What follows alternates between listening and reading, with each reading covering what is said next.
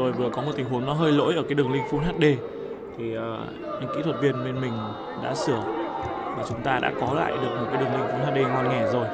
Các bạn nào thích xem Full HD có thể lựa chọn trên website của bọn mình.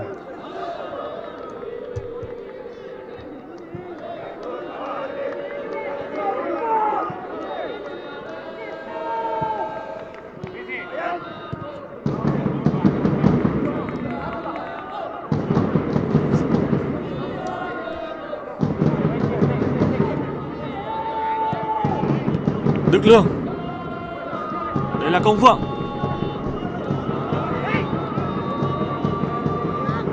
Và đi bóng không thành công của Đức Lương. Rất nhiều bạn dự đoán cái tỷ số nó khoảng 5-3. Rất nhiều bàn thắng được ghi.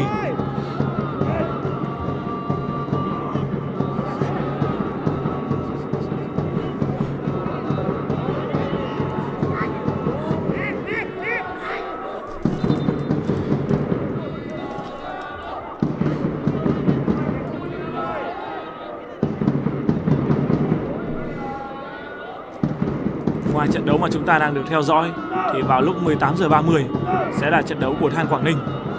Than Quảng Ninh sẽ gặp Bali United. Chính xác là Than Quảng Ninh sẽ làm khách tại Indonesia. Và nếu như các bạn nào muốn theo dõi trận đấu đó thì có thể truy cập vào website của mình và mình sẽ có tường thuật trận đấu đó. Còn có lẽ là sẽ là phần bình luận của bình luận viên nhà đài.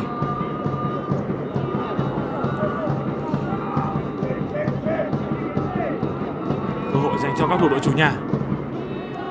Mau Linh. Tình huống để mất bóng sau pha tranh chấp của hai cầu thủ bên phía Yangon.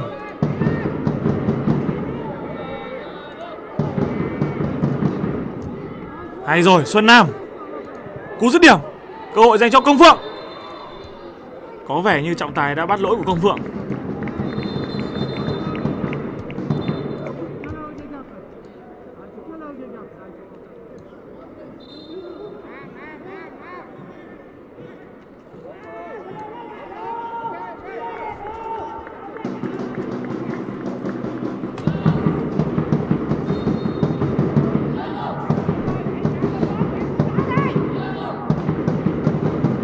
Vừa rồi trọng tài đã bắt lỗi bóng chạm tay của Công Phượng. Congo. Đường chuyền dành cho Maung Lin.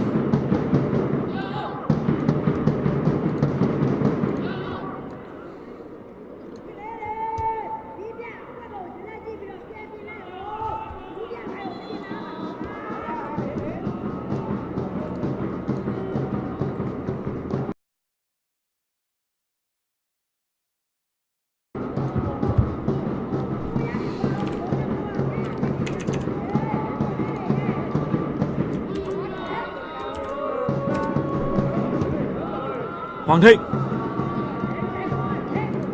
Đây là Công Hiển. Sorry anh em, vừa rồi đó là Xuân Nam. Phi Sơn đã để mất bóng. Các cầu thủ Thành phố Hồ Chí Minh đang gặp tương đối nhiều khó khăn trong việc lấy lại bóng cũng như là triển khai bóng về phía khung thành của Yangon United. Những cầu thủ đang thi đấu trên hàng công của Thành phố Hồ Chí Minh họ đang mất đi sự kết nối với nhau. Ở trong hiệp 1 là Công Phượng và Amido. Còn ở hiệp 2 này sẽ là Xuân Nam và Công Phượng. Phi Sơn. Hay rồi. Đây là Ngô Tùng Quốc. Đường chuyền trả ngược lại dành cho Phi Sơn, đường vào. Quả tạt hướng tới vị trí của Xuân Nam. Phối hợp rất hay. Cơ hội. Trọng tài xác định sẽ có một quả đá phạt góc.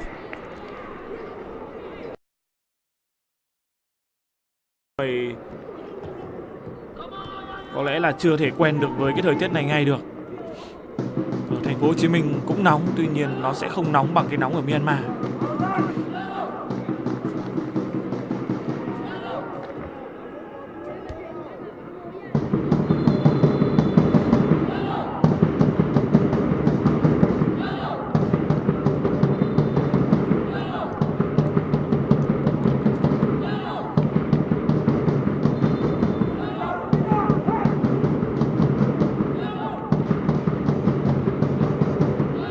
đá phạt của Công Phượng.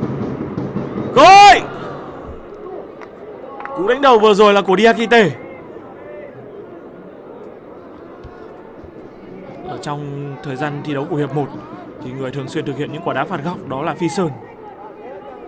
Nhưng sau khi Phi Sơn thực hiện những tình huống đó không thực sự thành công thì trong những phút cuối cùng, huấn luyện viên Trung Hải Sông đã quyết định đổi sang cho Công Phượng đá phạt góc.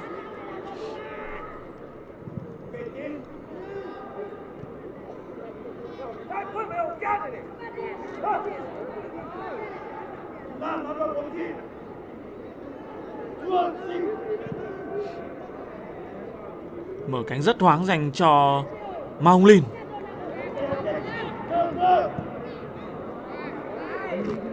Vẫn là một tình huống truy cản kịp thời của Diakite. Ở trong hiệp thi đấu thứ nhất cũng như là trong những trận đấu giao hữu chuẩn bị cho mùa giải này thì Diakite luôn thi đấu rất hay. Và gần như chắc chắn anh sẽ là một trong hai trung vệ chính thức của các cầu thủ Thành phố Hồ Chí Minh tại V-League năm nay.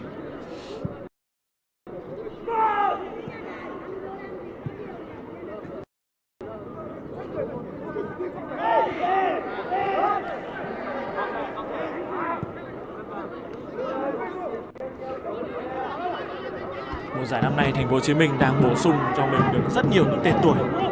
Đó là trường hợp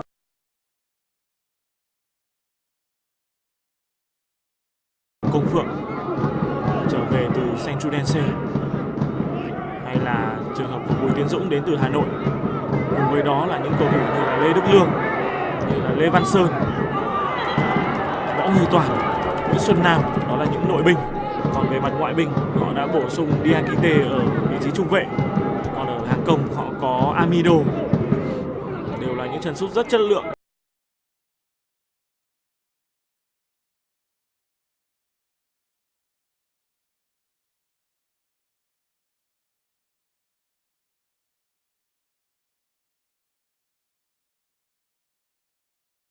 Đó là ACC Cup, giải vô địch quốc gia của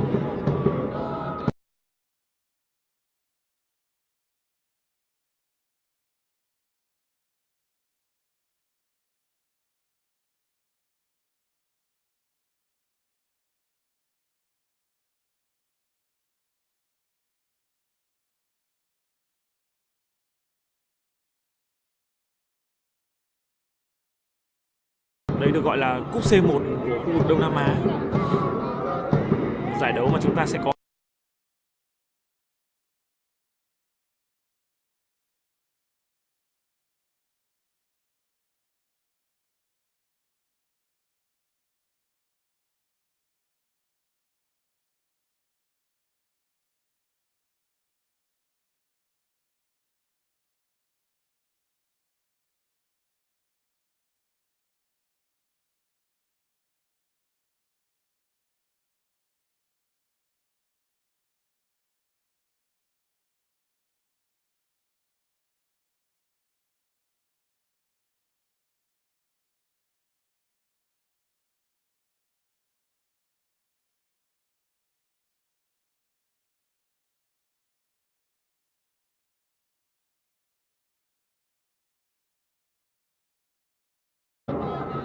Công Hiển.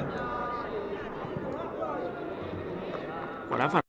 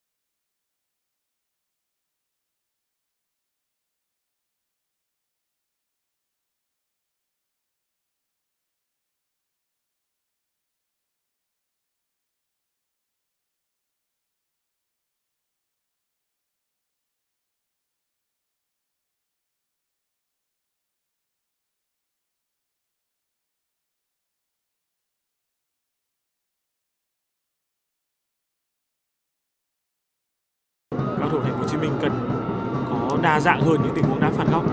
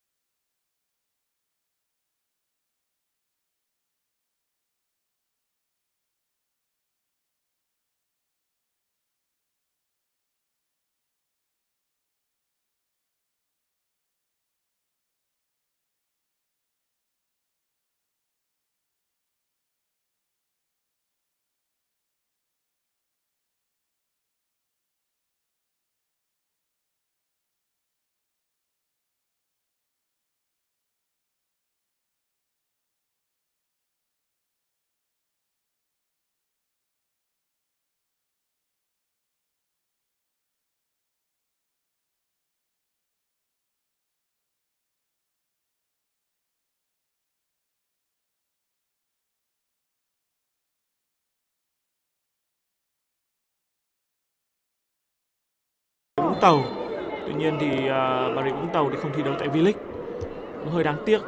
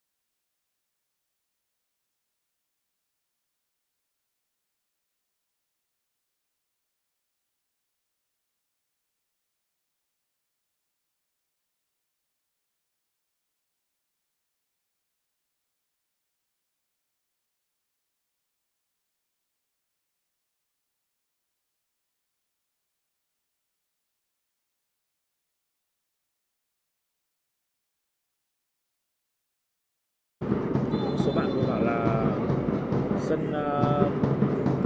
sân Hòa Xuân, thì cái sân Hòa Xuân thực ra mặt cỏ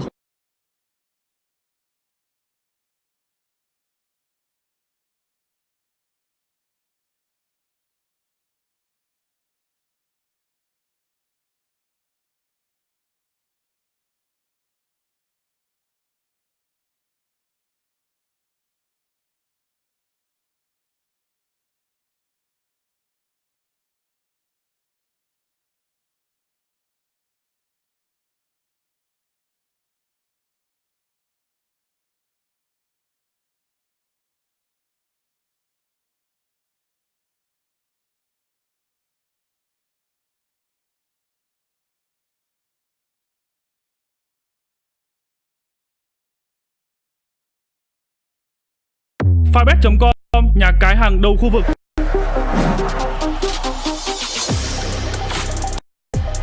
Fibet.com khuyến mãi 110% lần nạp đầu tiên, thưởng 30% lần nạp tiếp theo.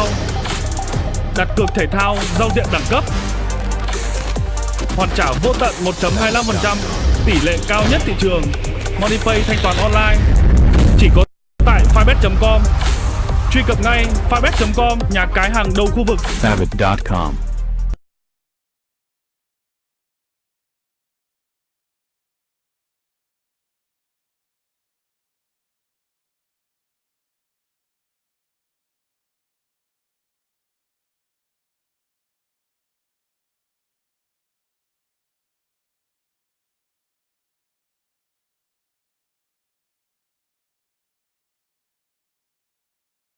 thì mình đang quan sát.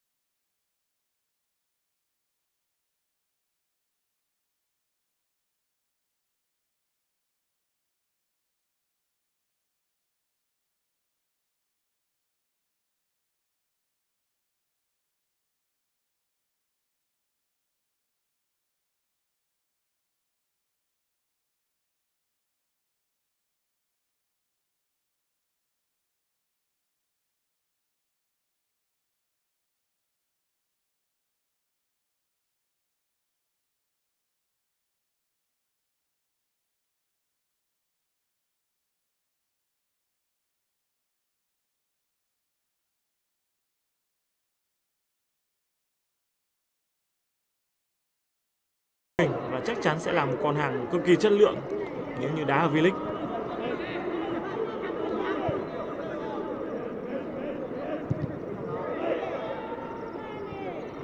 Lỗi rồi anh ơi. Tình huống phạm lỗi với Ngô Tùng Quốc. Đây phút 85 rồi này, chuẩn bị có bàn rồi anh em nhá.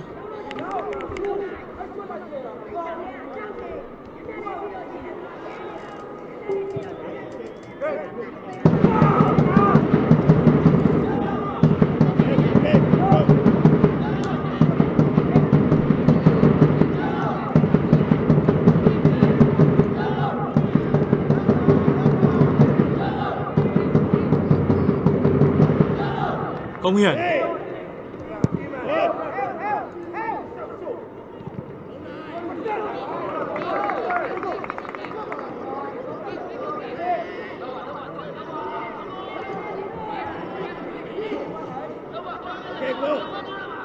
Sầm Ngọc Đức.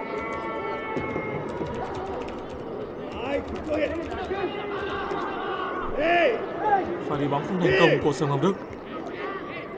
Sầm Ngọc Đức đã không thể vượt qua được cầu thủ mang áo số 6. Người đã có một cú sút rất đẹp mắt trong hiệp 1, nâng tỷ số lên 2-1. Quả đá phạt dành cho các thủ Thành phố Hồ Chí Minh.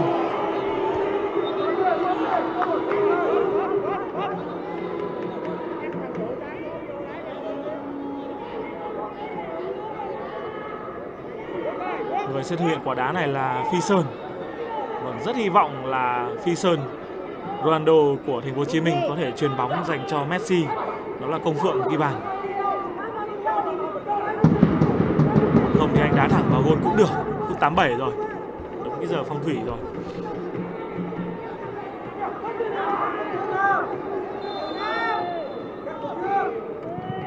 Đúng vào. Cơ hội.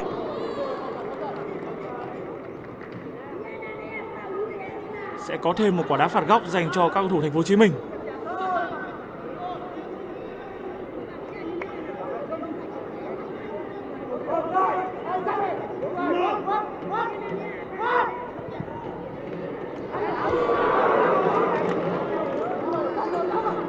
Vừa rồi là tình huống băng lên của Xuân Nam. Bây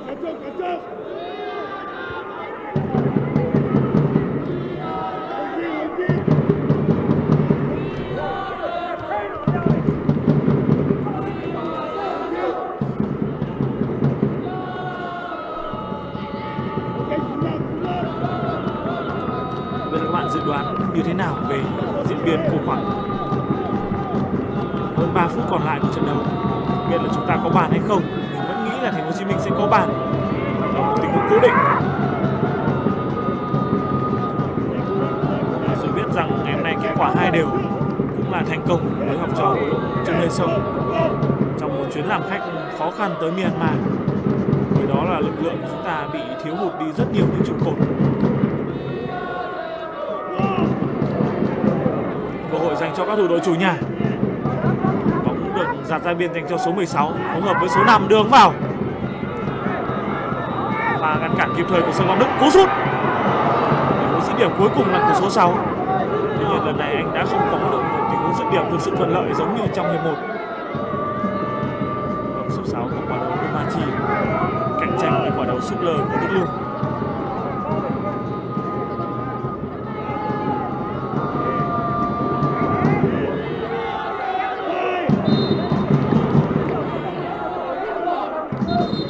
Quả đá phạt dành cho các cầu thủ áo đỏ.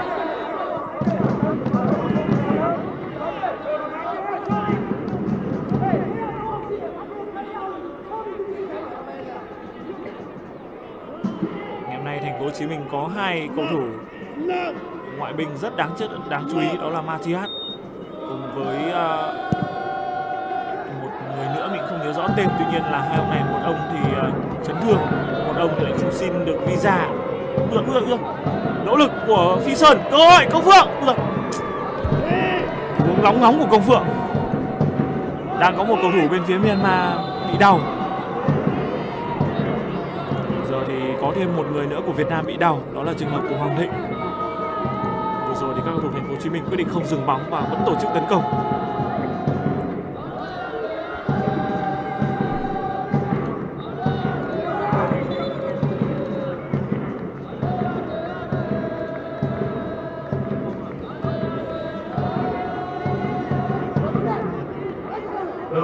Chúng ta đang được xem lại pha bóng trước đó. Rõ ràng là ông này va chạm và cố tình đẩy Phi Sơn nhưng không ăn được, nên là lăn ra ăn vạ đấy mà.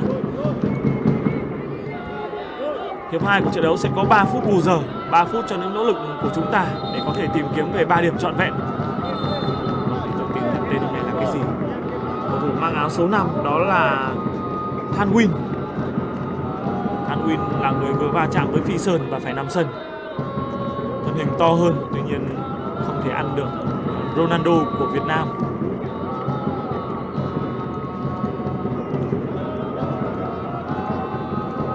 Đau rồi, vừa cho cả cáng vào sân luôn. Có lẽ là cầu thủ này đã tự làm đau mình. Sẽ còn cái tình huống va chạm đó mình quan sát thì không có gì nguy hiểm cả, và trọng tài không cắt còi là chính xác.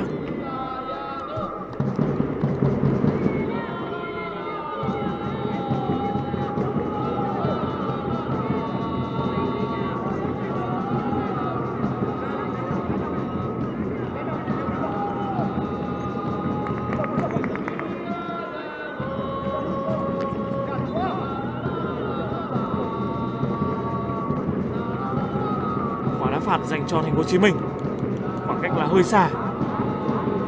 Quả này mà Hoàng Thịnh mà đóng luôn thì cũng hợp lý này, tuy nhiên xác suất để thành công nó không cao. Trọng tài đã yêu cầu hàng rào của Myanmar có thể đứng đúng vị trí, không được ăn gian. Đây là những thời điểm rất quan trọng và nhạy cảm. Hai cầu thủ đang đứng trước bóng đó là Cu Phượng và anh Tuấn.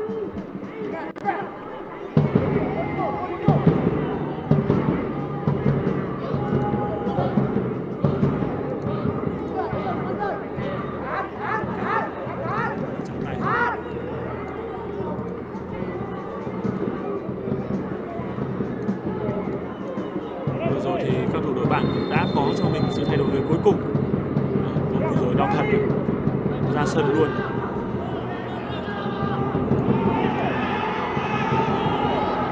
Ta đang rất chăm chút cho quả đá phạt này. Nhiều khả năng người sút là Công Phượng. Cơ hội dành cho các thủ Việt Nam. Rồi cú đá của Công Phượng không thực sự quá thành công giống như ý đồ của anh. Trong hiệp 1 thì Công Phượng cũng có cho mình một cú đá phạt nhưng bóng không vượt qua được hàng rào.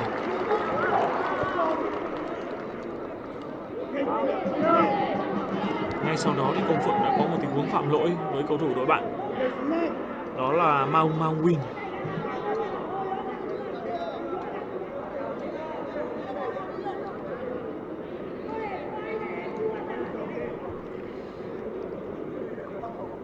Phút bù giờ cuối cùng rồi.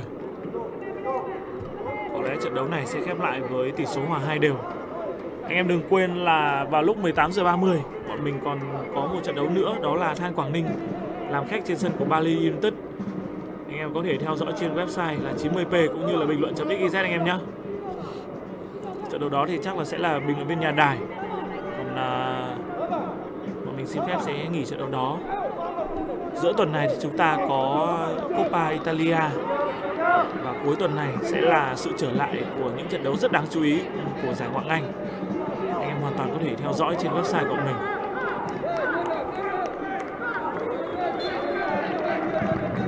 Than Quảng Ninh năm nay cũng rất đáng chú ý, anh em có thể lựa chọn để theo dõi trên website. Năm nay họ mua luôn cả bộ đôi ngoại binh ngon nhất của phòng năm ngoái, đó là ông Fagan và ông Jeremy Linh.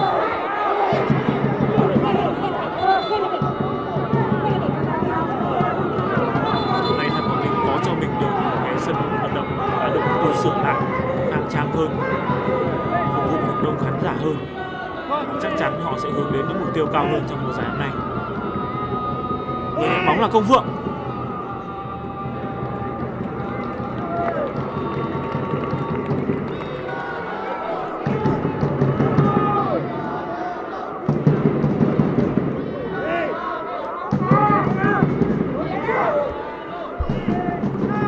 Giờ thứ 5 rồi.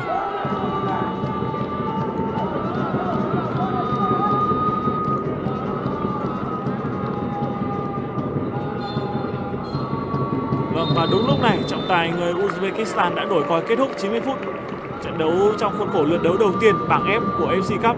Trận đấu được diễn ra giữa đội chủ nhà đó là Yangon United và và đội khách là Thành phố Hồ Chí Minh. Kết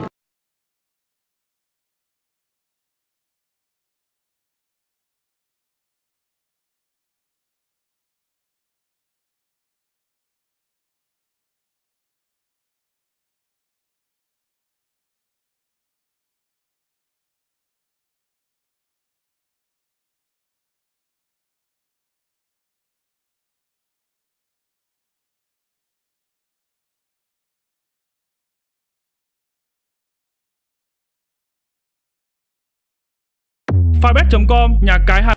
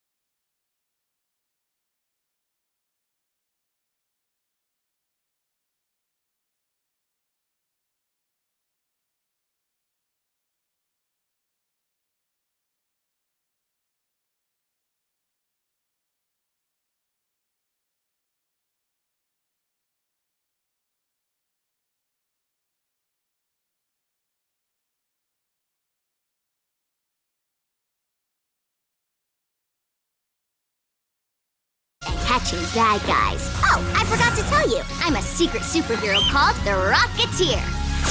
On my last birthday, I got a mysterious gift. This helmet and rocket pack. When I put them on, I became an...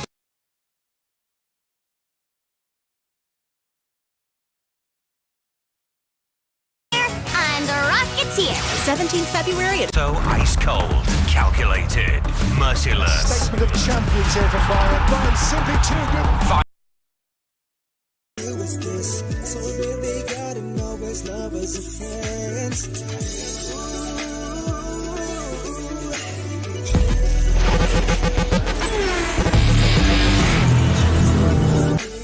Let's now fly to Greece with its historical mountains.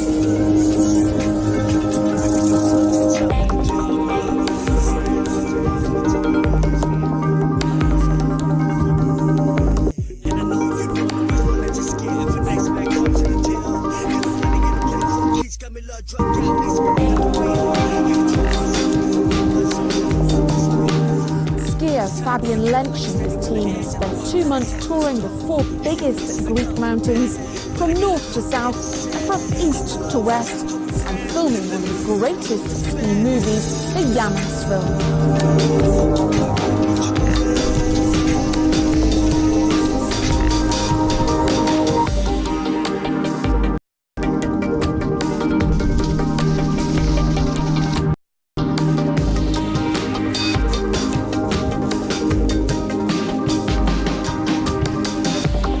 One mountain that was not to be missed was the imposing and significant Olympus Mountain.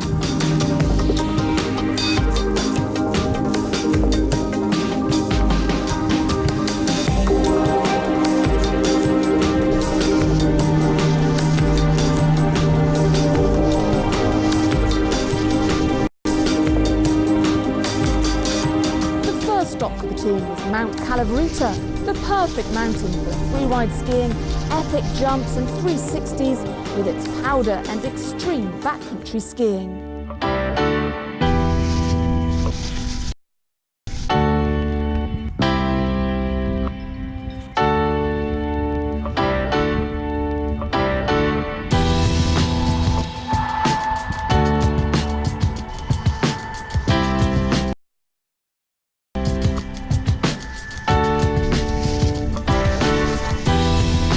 From Calavrita, the squad moved to the north and to the epic Mount Olympus, where based on ancient mythology, the gods used to live in ancient Greece.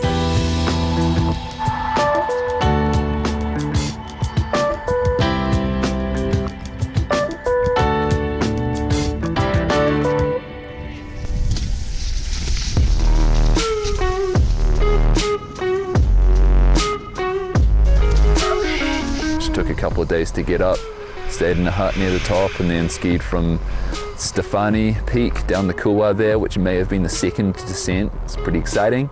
And all the way down a big face to about 1,100 meters from 2,900, so 1,800 meters of spring slush. Goodness. I don't know, there's so many concepts to beauty, but in terms of the outdoors and skiing, it's freedom. And I know that's super cliche and it's what everyone says, and it's in the name of our sport. It's free skiing, free ride skiing. But you're away from the crowds, you're away from the people. Everything is your own choice and your own responsibility, and that's beautiful for me. That's the most beautiful thing in the world, is to be that free.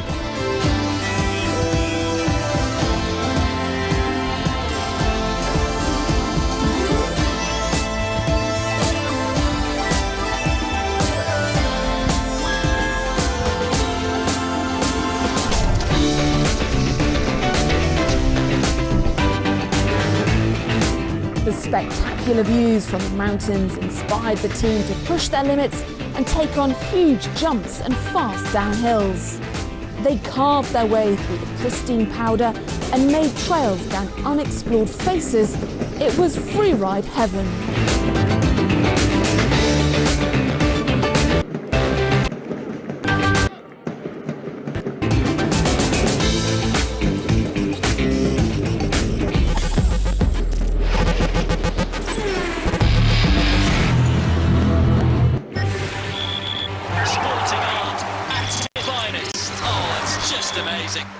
So good, so tempered, so perfect.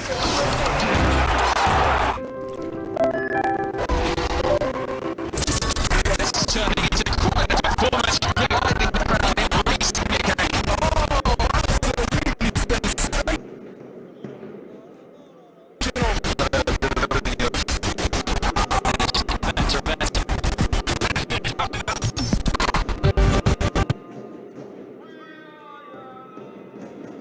Firebet.com, nhà cái hàng đầu khu vực.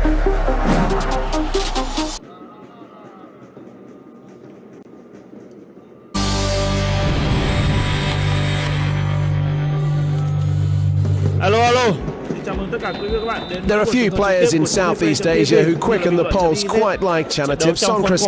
Vòng bảng của AFC Cup năm 2020. Once he became a household name in ASEAN football, Chanativ's ability was always going to take him beyond the confines of the Thai Premier League, with Japan's J-League a likely destination for his burgeoning talent.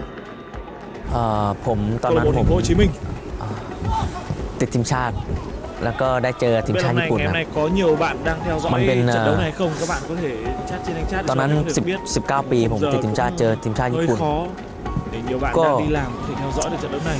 รู้สึกว่าทำไมเด็กทำไมพวกเขาถึงเก่งพอเจอเราก็รู้สึกว่าเราก็ค้นหาคำตอบอยู่ครับว่าทำไมพวกเขาถึงเก่งทำไมเฟิร์สทัชวันทัชถึงแม่นแล้วหลังจากนั้นผมก็ได้เจอทีมชาติญี่ปุ่นเรื่อยๆทำให้ผมเริ่มมีความฝันที่อยากมาเล่นที่นี่และผมก็พยายามที่จะแบบทำไงก็ได้อยากมีโอกาสได้มาจนแบบเรามีโอกาสได้มามันก็เป็นความฝันที่เป็นจริงแต่ตอนมาเนี่ยเราไม่รู้หรอกว่าเราจะได้ลงหรือไม่ได้ลง In December of 2016, it was announced that Chanativ would join Consadole Sapporo on an 18-month loan deal in 2017, a move he felt was more than just about footballing ability.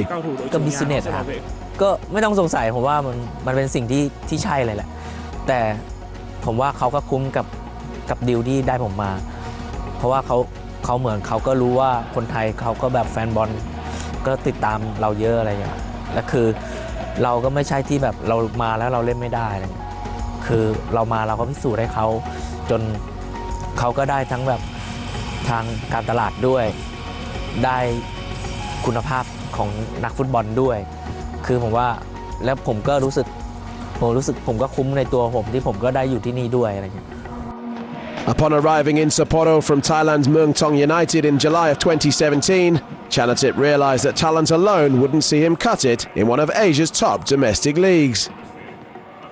ครั้งแรกที่ลงซ้อมคือความแตกต่างก็ต่างกันแล้วความมืออาชีพตั้งแต่สตาฟความเป็นมืออาชีพตั้งแต่โค้ชอะไรเงี้ยคือรวมไปถึงนักบอลที่แบบทุกคนมีวินัยของตัวเองรู้หน้าที่ของตัวเองพอลงซ้อมเนี่ยคือทุกคนค่อนข้างที่จะจริงจังแล้วก็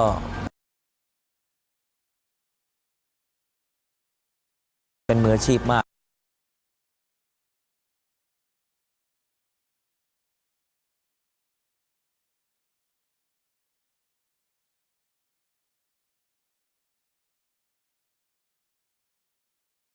좀 메꿔줄 수 있는 수비력이 됐는데 올리베이라가 지금 내 누가 머리로 줬- 가려고 신호를 주는군요. 누가 해주나? 그리고 마다일 데뷔스 있잖아. 공 뺏깁니다. 뒤쪽으로 천천히 공 돌려놓고 있는 이동경. 후방에 정승현. 맞아요. 수비할 때 3백으로 변화시키더라고. 그냥 3백까지는 아니.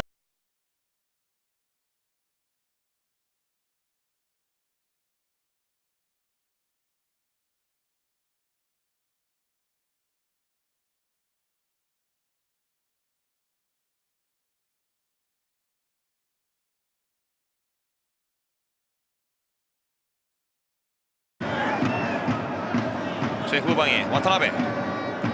자 이렇게 돌려놓고 자 이동하고 있는 도쿄의 공격입니다.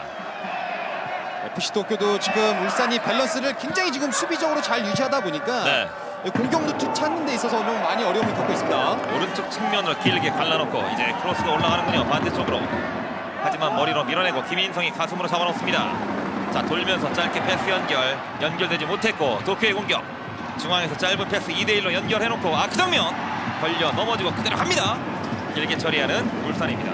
지금 같은 패스 미스가 한 차례 나오면 상대가 볼을 끊고 역습이 강점인 팀이라 패스 미스를 좀 줄일 필요가 있어요. 자 지금은 걷어내지 못했어요. 올리베이라가. 자 지금은 괜찮아요. 지금 김민덕 선수가 끝까지 한 번에 속기보단 네. 끝까지 러닝 디펜스를 통해서 일단 코너킥을 주긴 했지만 올리베이라의 돌파를 잘 막아냈습니다.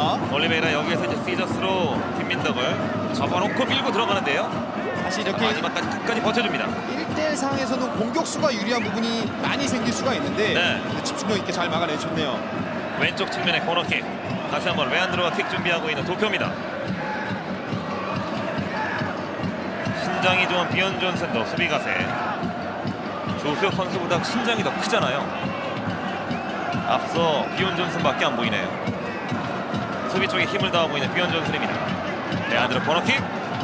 오른발로 반대 방향 길게 높게 갑니다. 머리만큼 뒤쪽에 떨어지는 공. 재차 코너킥으로 이어나가는 도쿄입니다. 울산이 수비 방법에 있어서 존과 지금 맨투맨을 같이 섞어서 지금 하고 있는데 맨투맨을 하는 수비 선수의 입장에 있어서는 절대로 좀 자리 싸움에 있어서 밀리면 안 되겠습니다. 네. 비언 존슨이 가세했고 주니어까지 버티고 있다 보니 이제 뭐 세트피스 상황에서 수비 장면에서도 상당히 높이가 올라와 있는 울산이에요. 뭐 높이 싸움에 있어서 공격적으로도 마찬가지고 수비적으로도 두 선수가 좀 큰 도움이 될 수가 있습니다. 이번에는 반대 방향. 다시 한번 레안드로가 킥 준비하고 있는 도쿄의 코너킥. 다시 한번 오른발로 킥 준비합니다. 레안드로 코너킥 쏩니다. 이번엔 높게 박스 안쪽까지 연결. 살짝 깎여 맞습니다. 힘 맞은 공 터치라인 바깥쪽으로 밀어내고 있는 울산입니다. 울산이 또 한 번 계속해서 좀 몰아쳤다면 이제 흐름이 또 FC 도쿄 쪽으로 약간 좀 넘어온 감이 있는데 네. 위기 상황에 있어서는 적절하게 대처를 잘해주고 있습니다. 측면에 던지기로 갑니다. 오가와. 자 밀어내는 공이 다시 한번 오가와 쪽으로. 자 앞쪽으로 짧게 밀어주고 걷어내는 공 막고 굴절 밀고 갑니다. 자 어렵게 공을 살려냅니다. 도쿄의 공격. 그리고 지금은 발에 살짝 걸렸어요. 지금도 좀 아쉽죠. 지금도 상대가 굉장히 좀 어려운 상황 쪽에서 골문 쪽으로 좀 등지고 나오는 상황인데 네. 좀 아쉬운 파울 장면도 한 차례 나왔네요. 이번에는 코너 플래깅 그래서 정동호 선수의 파울. 지금은 아베 슈터와의 경합 과정에서 마지막이었는데요. 자 왼발을 들이밀다가 그대로 걸려 넘어졌던 아베 슈터. 선수들이 이 한 장면만 봐도 굉장히 좀 의욕이 넘치는 부분이 있는데 네. 근데 좀 또 한편으로는 냉정하게 좀 플레이를 할 필요가 있습니다. 레안드로의 오른발 킥은 굉장히 날카로워요. 다시 한번 킥 준비하고 있는 레안드로. 이번에는 프리킥으로 공격을 전개해 나갑니다.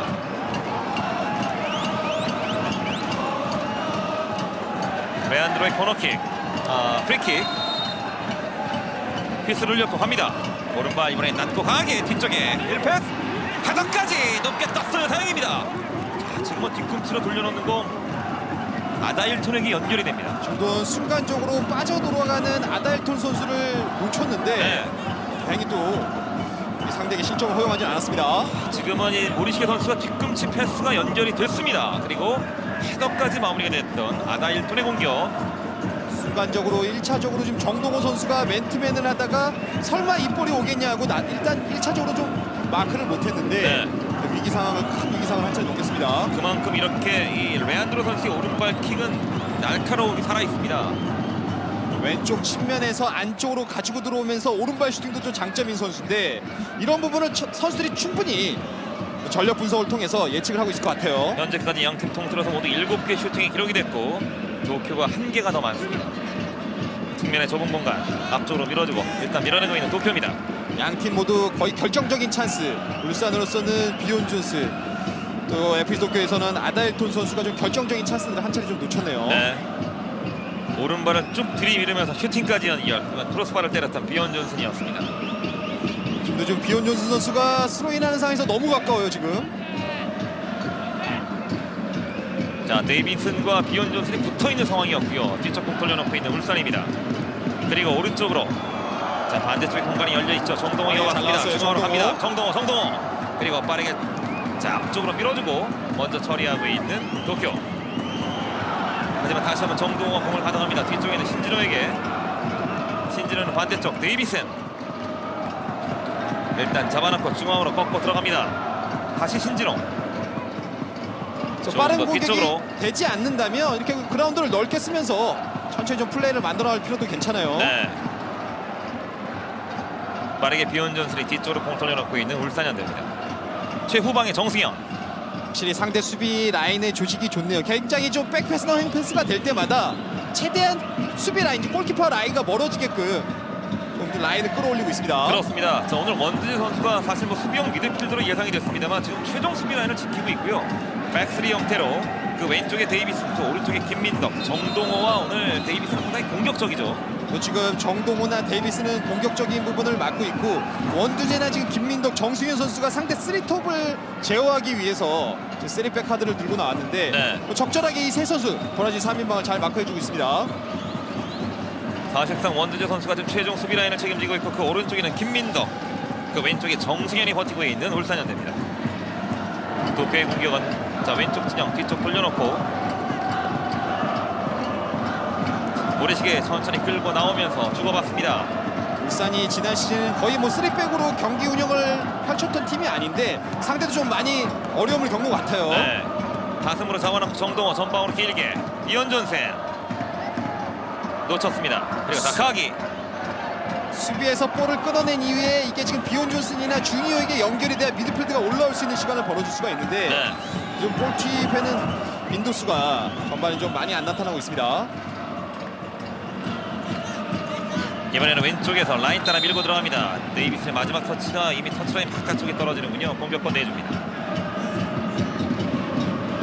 확실히 시즌 첫 경기가 선수들도 이제 긴장감이라던가 뭐 정상적인 또 컨디션이 100%가 아닌 상태에서 경기를 치르는 경우들이 많은데 이런 부분에 있어서 선수들이 좀 전반에는 좀 뭐 패스미스, 쉬운 패스미스나 지금도 이제 드리블 미스 같은 뭐 그런 장면들이 좀 한 차례씩 나오고 있네요.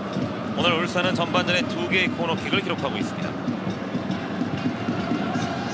도쿄의 공격 앞쪽으로 밀어주고 다카기 뒤쪽 돌려놓습니다.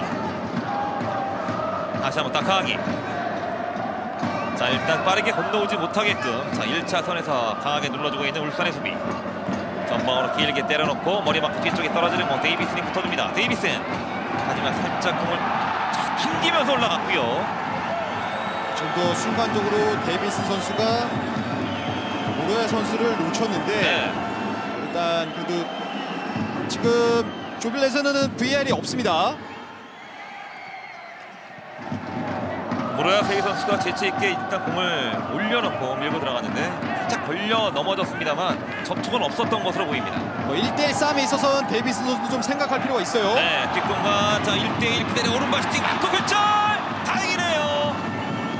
찔러주는 패스가 정확하게 배달이 되면서 지금 골키퍼와 1대1 상황. 하지만 조수혁이 정말 엄청난 거 큰 거 하나 걷어냅니다. 지금도 순간적으로 중앙에서 중앙으로 들어오는 선수를 1차적으로 놓쳤는데 네. 조수혁 선수가 슈팅 각도를 잘 줄여내면서 선방을 했습니다. 조금 집중해야 될 필요가 있습니다. 지금 전반전 막판이거든요. 길게 처리하는 조수혁. 다카기 볼커트. 뒤쪽에 와타나베 지요시. 하프라이닝은 천천히 돌리면서 뒤쪽 공 돌려놓습니다. 모리시게. 외안드로가 내려와서 볼터치 오른쪽 측면 뒤쪽으로 돌려놓습니다. 볼 점유율 면에서 좀 상당히 밀려있는 울산인데요. FC 도쿄도 지금 오른쪽 측면에 있는 무레아 선수도 안정적인 수비력과 함께 적극적인 공격이 장점인 선수인데 네. 이 무레아 선수에 대한 마크를 데이비스 선수가 좀 철두철미하게 좀 할 필요가 있겠네요. 비언존슨. 연결됐어요. 자, 반대편은 넓은 공간이 있습니다. 연결됩니다. 그리고 빠르게 올라갑니다. 정동호 밀고 들어가고 낮게 깔아주고 연결되지 못해요. 주니어 선수 슈팅. 지금도 힘 맞았습니다. 득점이 되진 않았지만 좋은 과정 작업이 있었습니다. 지금 비언존슨 선수가 넓은 시야를 바탕으로 일단 1차적으로 자, 그 이전에 엄청난 위기 상황 1대1이었습니다. 조수혁이 각도를 좁혀놨고요. 이 장면도 일단 타이밍 자체는 빠져들어가는 주니어에게 지금 뒤쪽 발에 걸리긴 걸렸는데 정동호 선수가 낮게 깔아줍니다. 크로스에는 목적이 있어야 되는데 정동호 선수가 계속해서 이제 목적 있는 크로스들 비언존슨 지금도 주니어에게 연결을 잘 해줬습니다. 슈팅까지 연결시키지 못했던 주니어였고요. 너무나 아쉬워했던 조수혁 골키퍼의 재미있는 리액션이었습니다. 조수혁 골키퍼도 지금 실전 장면을 위기 뒤에 찬스가 한 차례 또 오긴 했는데 네. 양 팀이 결정짓지 못하고 0대0으로 진행이 되고 있네요. 김민덕의 머리 주니어 쪽 연결되는군요. 갑니다. 주니어 왼쪽으로 이동. 주니어 좋아요. 주니어 접어놓고 자, 이번에는 어느 쪽으로 주니어, 박스 주니어? 안쪽까지. 자, 두 명 사이였는데 두 명째는 좀 힘든 상황이었어요. 공 뺏깁니다.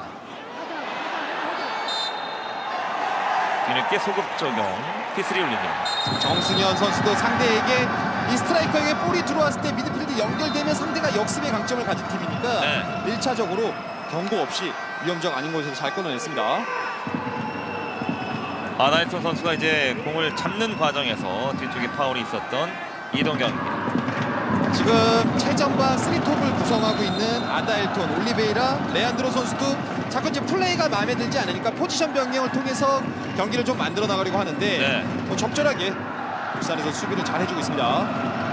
오늘 날씨가 좀 쌀쌀해서 장갑을 끼고 경기에 나섰던 주니어 선수였는데 장갑을 벗고 경기에 다시 임합니다. 경기 재개. 전반전 정규 시간 이제 1분도 채 남지 않았습니다. 퀵 준비하는 도쿄의 아키히로 골키퍼.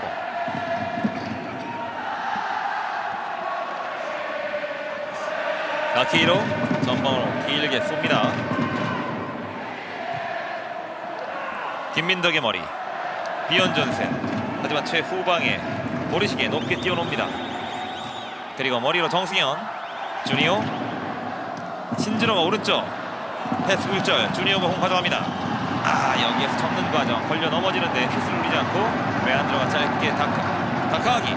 주니어 선수가 패스하는 과정에서 굉장히 좀 고통스럽게 그런 데 쓰러져 있는데 잠시 경기를 멈춰줬습니다. 마지막에 주니어 선수가 공을 접는 과정에서 살짝 충돌이 있었고 걸려 넘어졌는데요. 다시 한번 느린 그림. 순간적으로 좀 몸의 밸런스를 잃으면서 넘어질 때 네. 상대의 좀 무릎 쪽에 좀 가격이 된 부분이 있었는데 괜찮다는 사인을 벤치에 보내고 있네요. 자, 이렇게 되면서 복부 쪽에 좀 충격이 있었던 주니어 선수였습니다. 지난 시즌 K리그에서 모두 19골을 몰아친 바 있죠. 순간적으로 호흡적인 부분이 좀 답답해지는 장면이 만들어졌는데 다행스럽게 일어나서 스스로 좀 걷고 있네요.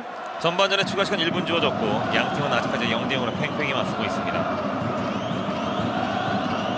이 틈을 놓치지 않고 김동훈 감독은 신진호 선수를 불러서 뭔가 전반전 마무리에 대한 작전을 계속 지금 주입하고 있습니다. 지금 경기 뛰는 선수 중에 또 가장 많은 경험을 갖고 있고 주장으로서 좀 팀을 이끌고 있는 상황이니까 김동훈 감독이 또 신진호 선수를 불러서 전반 남은 시간들을 영리하게 보내라고 좀 이야기했습니다. 그렇습니다.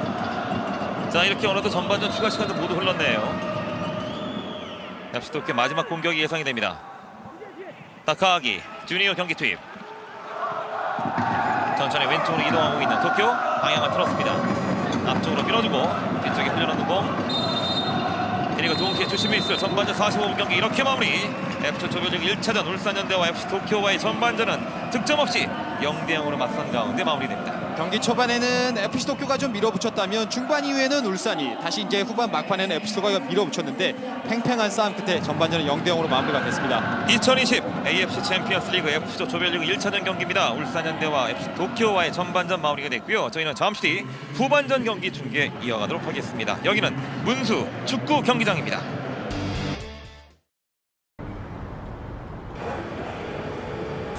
KT5G와 로봇이 연결되면 칩박스 가져다 줘. 로봇이 사람의 말을 듣고 움직이죠. KT5G로 연결된 관제실에선 AI가 문제를 예측하고 분석하니까 문제 발생 전에 멈춰. 문제 예방.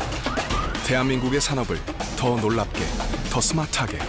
KT5G AI 팩토리. 어머, 어딜 손대요?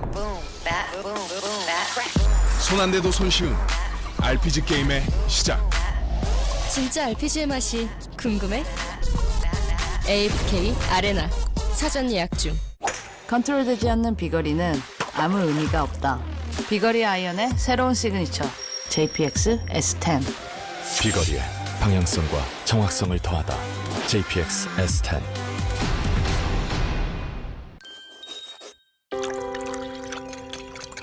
다들 한 번쯤 보신 적 있죠? 이건 크릴에서 추출한 고농축 인지질 성분 때문입니다. 크릴 오일을 고를 땐 인지질 함량 아시죠? 인지질 56% 크릴 56. 피부를 바꾸는 건 피부 속 전해지는 힘의 차이. 고혼진, 그 위대한 힘으로부터 고혹적 피부의 시작. 고혼진. 집에는 없던 공간을 만들어 왔습니다. 집에는 없던 생활을 시티건설이 만들어가고 있습니다. 미래를 만듭니다. 시티가 만듭니다. Think Next. 시티건설. 시티프라디움.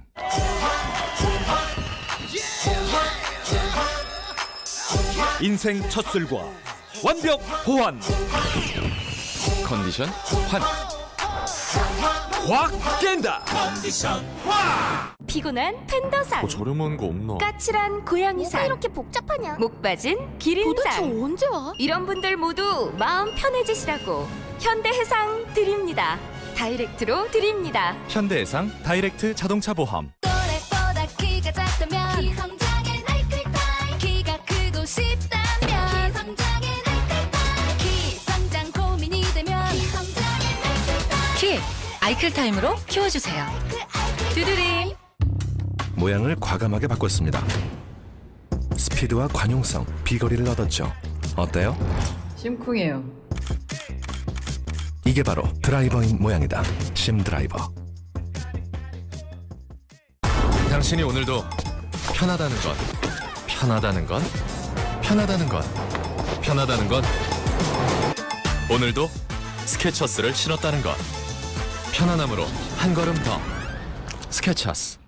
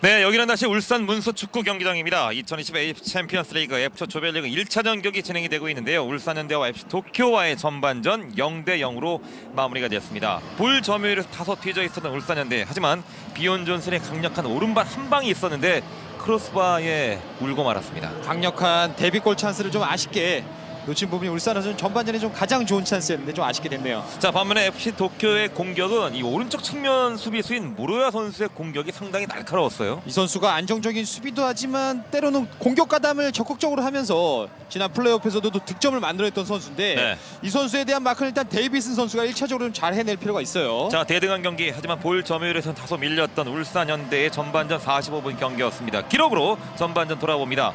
자, 볼 점유율상 기록적으로는 상당히 비슷하게 나오고 있습니다만 체감상 느낌상으로는 도쿄가 공을 더 좀 많이 갖고 있었죠. 전반 초반과 중반에는 울산 쪽이 좀 흐름을 갖고 있었는데 결국 이제 막판에 좀 계속해서 또 도쿄가 밀어붙이면서 유효슈팅도 3개를 가지고 갔네요. 울산현대는 이 비온 존슨의 슈팅이 크로스바를 때리면서 유효슈팅이 단 한 개도 기록되지 못하면서 전반전이 마무리가 되었습니다. 양팀 전반전 0대0으로 마무리 지었습니다. 하이라이트 함께 하시고 저희는 잠시 뒤 후반전 경기 중계로 이어가겠습니다. 여기는 울산 문수 축구 경기장입니다.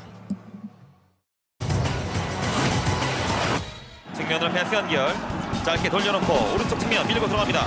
박스 모서리 밀고 들어왔고 살아있네요. 그대로 슈팅 굴절되는 공, 다행입니다. 자, 지금 굴절되면서 많이 꺾여서 골문을 외면했어요. 꺾여 나가는 부분이 있었는데 주심 골킥을 선언했습니다. 머리로 밀어주고 주니어 쪽 연결되지 않았어요. 공을 따냅니다. 비언존스 그대로 오른발 슈팅. 울산현대 첫 번째 슈팅 기록 비언존스입니다. 열렸고 그러면 짧게 측면 열어줍니다. 박스 안쪽까지 밀고 들어가는 도쿄의 공격. 오른쪽 측면 잡아놓고 빠르게 밀고 걷어냅니다. 다행이네요. 자, 지금 조수혁의 판단이 좋았어요. 박스 안쪽까지 밀고 들어갑니다. 1대1 데이비슨을 이겨내면서 슈팅까지 마무리. 밀어냈던 조수혁. 오른발로 코너킥 준비하고 있는 레안드로입니다. 운전적으로 낮고 강하게 뒤쪽 흘려놓고 조수혁 걷어냅니다. 다행이네요. 자, 지금은 조수혁이 연모션에 걸릴 뻔했어요. 쪽 돌려놓은 공을 얼떨결에 지금 걷어냈던 조수혁, 그리고 김민덕이 길게 클리어합니다. For the first 30 minutes, you come to an away ground like this, you'd want to see how the whole team starts. Are they going to press high? Are they going to try and force errors? And sometimes you've got to react based on situations. Match referee is Masoud Tofalie from Syria. He's assisted by Syrian officials Mohammed Kazaz and Fadi Mahmoud. Just waiting for the say-so from the match commissioner to get us out and running. Richard Johnson from the Philippines is the match commissioner. The other teams in this group, as I mentioned, are Svei Rieng and Ceres Negros. They will get their campaign up and running on the 11th of February. That's 25th of February. Ceres Negros up against Svei Rieng. Ceres Negros, though, that is the real test. That is the benchmark, because they are arguably the most successful Southeast Asian side. Indeed, I think they've just progressed in how they've performed in this competition. I'm talking about Ceres Negros over the years, and how they've just gone further and further, and how they've actually been so stable in this competition. But it's Bali who's been really impressive last season. I watched decent enough of games in the Indonesian Super League, and I'll tell you, the fact that they won the league by 10 points shows their dominance. Second place Persebaya Surabaya never stood a chance. It's a very distant second place. Bali United by far was the rightful winners of the league. Now they want to try and translate that in this competition to be representing Indonesia in such a prestigious tournament. Well, they've got to make it start right from their very first game. Home advantage is all important. William Pacheco looks up to the skies. It's not a full house by any stretch of the imagination. Nonetheless, it is home soil for Bali United. This is the AFC Cup. It's the first of the group games, and it's live here on Fox Sports.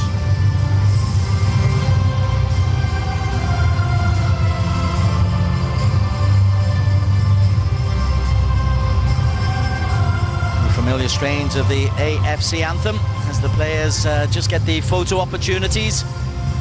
Crowd is filling up as the night goes on. They'll be hoping for some good support. In these groups, you play each other home and away, so you've got 6 matches. Only the top team in the 3 Southeast Asian groups will be going through to the next round, but if you are best of the runners-up, you still have an opportunity. So keeping games close, making sure you can pick up the odd win away from home, so important. Bali United in the red, home advantage. Couple of familiar faces for those in Southeast Asia. Ilya Spasojevic played some football for Malacca United, and Paulo Sergio won an S-League title with Brunei DPMM. Also look out for Bruno Nuri and Anthony Platja.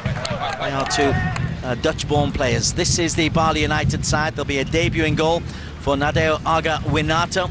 Defensively, look out for Pacheco and Howdy Abdillah to be strong with Bruno Nuri in front of them. That will be the base for which Spasojevic, Paulo Sergio and Anthony Platja will hopefully, for a Bali fan, be able to score the goals. Yeah, I just think a bit of balance there comes from Ricky Fajri down the left-hand side, an international player as well. I really like Rahman. I think he's young, he's quick, but he needs to provide the service today. And I think they will start in the front foot.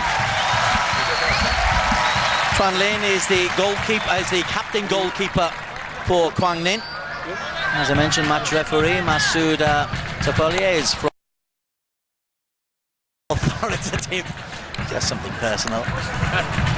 And let's have a look at the Quảng Ninh side. They were third in the V-League last year, qualified because Hanoi did not have the AFC license. And this is the lineup that they have got. Names to look out for: Mak Hong Kwan and Hai Hui. They are attacking midfielders. The playmaking will come from Swan 2 with Lynch and Fagan. For us, an unseen trio, a duo up front. Yeah, again, I'm just looking at that midfield. I think they'll have to play a huge part, firstly, in these first 30 minutes. Because, again, as I expected, Spasojevic, who used to play for Malacca, will be the fulcrum of Bali.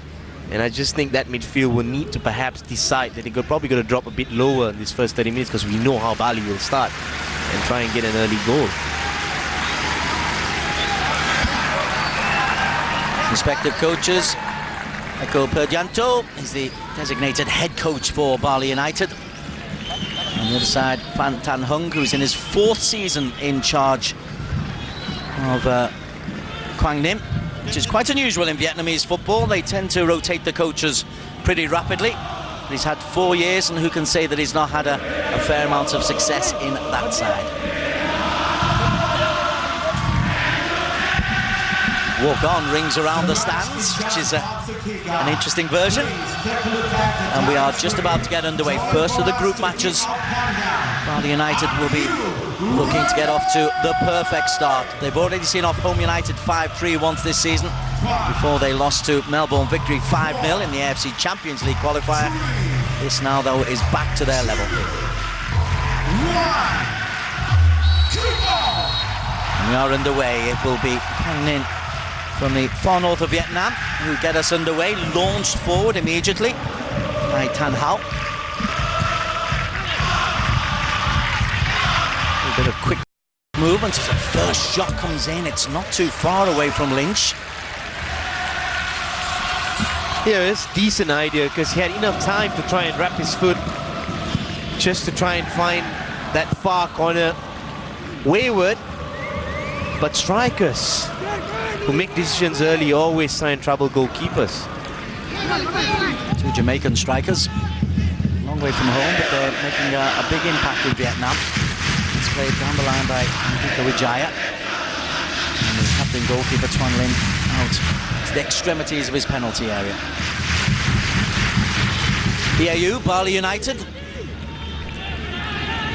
And Quảng Ninh, the town is means coal in Vietnamese. It's a mining area.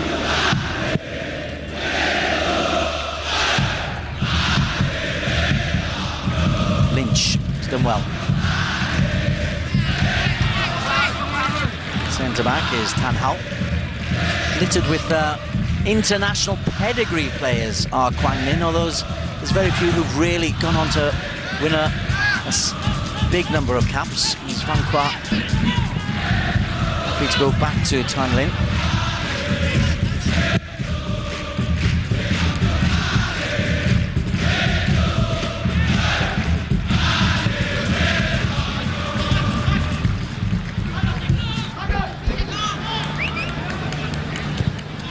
Pacheco.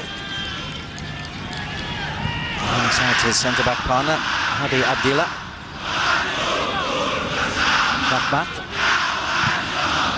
Fadil pushes it forward, looks into the space for Anthony Platje. Platje has got to the byline. Can he produce a cross? The answer is yes! Onto the roof of the net. Well, that was cheeky, firstly, from Platje, because he fancies himself. Just think, he kept himself on side, not knowingly. Then here, fancies himself physically, just gets ahead. And then perhaps, he had a look at the goalkeeper, Tuan Lin, bit near, trying to just bend it that far, dink. Not a bad effort at all. Thatcher, Dutch-born, fills one of the foreigner slots for Bali United. Thumping tackle coming in from Ricky Fajrin. Did well to get out of the way there, and foot was high, and there'll be a yellow card because of the height of the foot there from Andre Fagan. In fact, it's a straight red.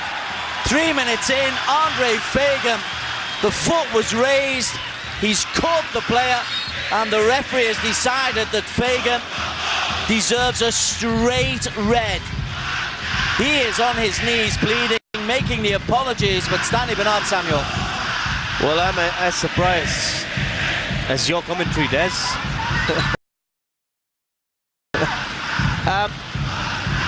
Yes, he's got a high foot, but there's no way that should be anywhere close. I would have not even given him a yellow card. I would have perhaps warned him. Some would have given a yellow card, but not a red card. He's not seen the player. His intention is trying to control the ball right up the air, try and bring it down. No malice intention, only intention is trying to get the ball. And how is that a red card? Andre Fagan red carded after 3 minutes, an already difficult situation. Well, referees are being told to look after the safety of players. And in the modern world, we may or may not agree with it, Stan, but the laws of the game do suggest that if a player is endangered, then the referee almost has no option other than to produce a red card. Well, wrong decision. I disagree, because I think he had every right to go for a ball, which is in a comfortable height for him to raise his feet, and he's tried to control the ball. I think sometimes the human side's got to walk in. A referee has to see from the start. I've discussed with some top referees along those lines of Nago Ramir, and I've asked him a couple of times, even during my playing career, one of the things that they see first is the eyes. And if you look at Andre Fagan's eyes, his focus was on the ball. And he had no other intentions, and I think it's a dreadful decision from the referee. Kind of offer sympathies to the referee, just believing that they have no choice with the laws these days. They're not allowed to make that human interpretation. We saw a very similar thing in the AFC under-23 match involving Uzbekistan in the semi-finals. A player came on, eyes only on the ball, but the end result was he caught the player and got an instant red card. And soon we should gain technologies being in the man in the middle. Vanhua, long ball over the top. Oh, and it's just over the top from how high? Oh, I had a great chance through there, clear on the left-hand side. Well, firstly, I don't know how he's got that loose. Then that is decent, because what he's trying to do there, he's trying to smash it through his laces. It's almost like a volley. Perhaps just leaning a little bit backwards, ball always rising. Andika is back onto the pitch. That was Sergio's long ball. Actually, Gavin Hadsit is on as a substitute for Andika. So an early red card, an early substitution. Gavin was part of the very well-supported Asian 6 minutes 45 and we could write a book already.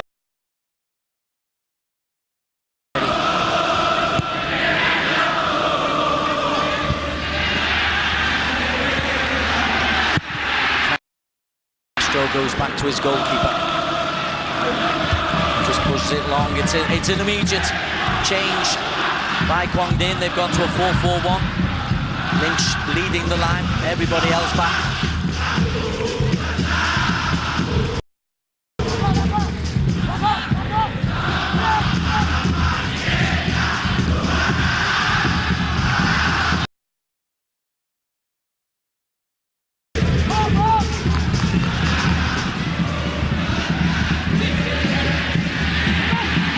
Ball looks for Spazojevic.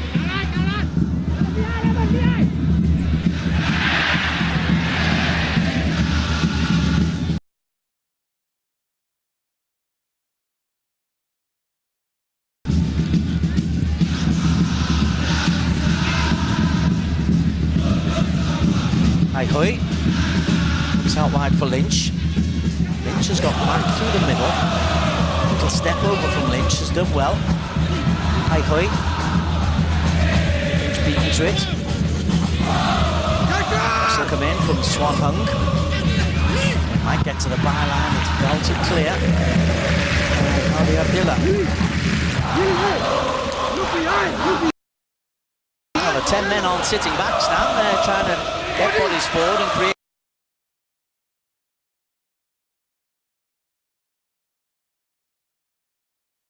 I think they'll balance up any emotions after losing a player that early, so really crucial that Tan Huang try and just start the way they did. I thought they were really positive in how they went about the first few minutes.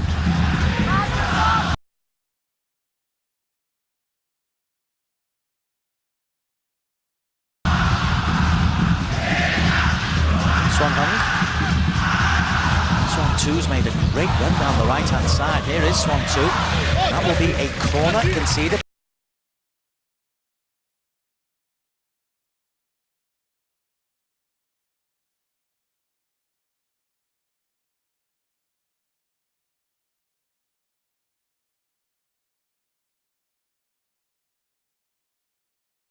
Then perhaps they're finding those gaps between both the fullbacks of Bali United. And now second time Swan 2 now getting behind.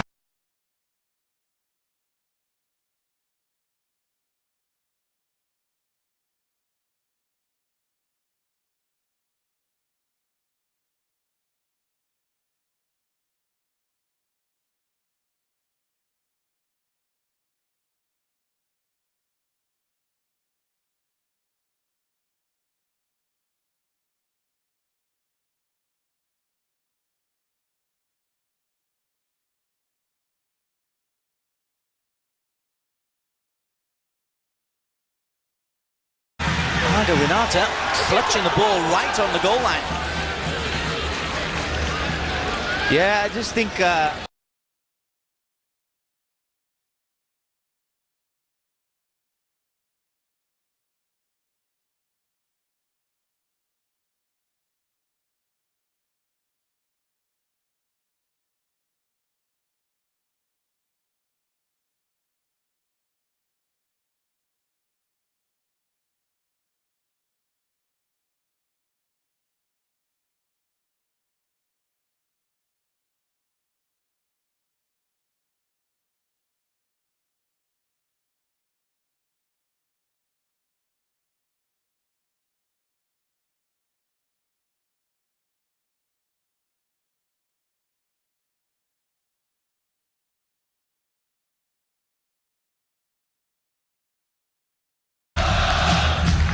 Not scared to have a word or two.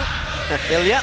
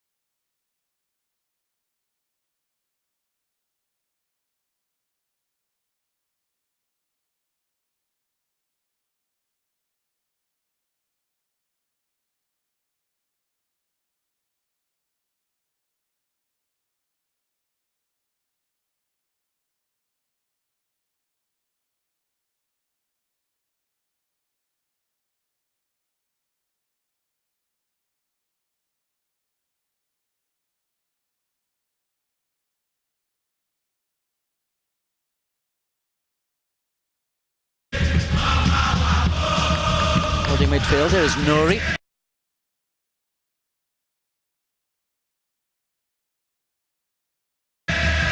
Decent ball over the top, finds Ricky Fajrin.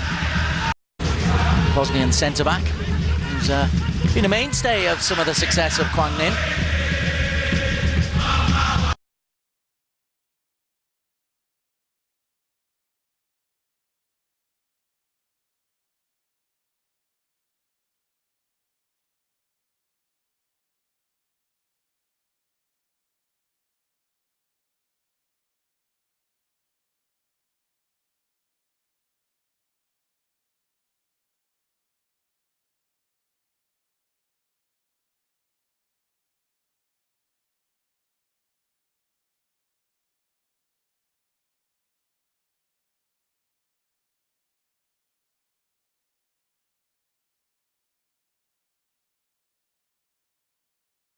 The other match in this group, I can tell you, Ceres Negros are leading Svei Rieng by 2-0 very early on, inside 15 minutes. We spoke about them as being the big threat. 2 goals a minute for them. And another AFC match, Lao lead Hougang United of Singapore by a goal to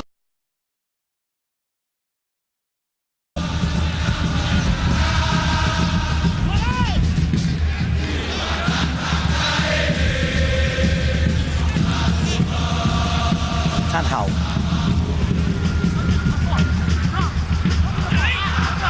Lynch held the ball up well. Francois. Nice turn from Lynch. Francois then loses out, picked up by Nouri. They just mop up in front of the two centre-backs. Pacheco. Gavin. Looks down the line, was trying to pick out Paulo Sergio. I think Tan Quảng Ninh will be quite happy how they've handled since that dismissal of Fagan. They've settled down. They've tried to manage Bali's a few balls to bludgeon, most notably down the left-hand side. As you can see how deep at the moment Tan Quảng Ninh are. You can understand why. It's almost like a 3 and a 4 in the middle. Just that back three needs really a lot of cover from that 4 ahead of them. Clearly, by losing one player makes a huge difference in how that formation sits. Paulo Sergio, nice ball. Spazajevic puts it up and Pacha can't get the header on target. Nice link-up play between the front. Trying to put that cross in right into the path of Placha. So I thought couldn't get up on time. Timing was a little bit off. He was underneath the ball, always rising. But as you mentioned, that's the first link-up play that always gives you a little bit of confidence. Shot there of Teko Stefano Kagura, the coach of Bali United. By Paulo Sergio.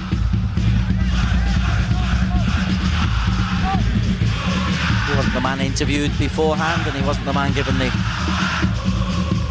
acknowledgement. It's normally given to the A-licensed coach, but no doubting that Teko is the man in charge of what has been going on at Bali. Tanhao, long ball, looks for Lynch, who gets the little flick on. Nouri, nicely played out to Fadil. Captain again looks to launch that long ball.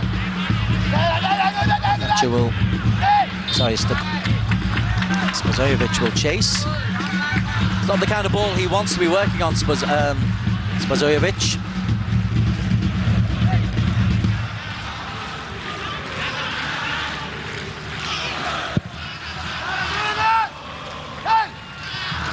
And the long ball for Lynch, picked up by Pacheco. Having words with each other. Jeremy Lynch should better be careful. This referee Brooks, no nonsense. They're already down to 10 men.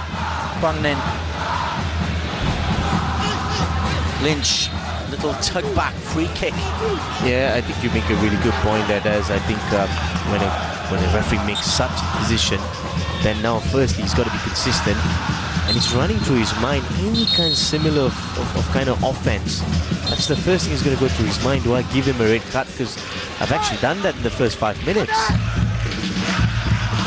I told you it was authoritative, and this is good refereeing. He's called Pacheco and Lynch over. I can see what's going on.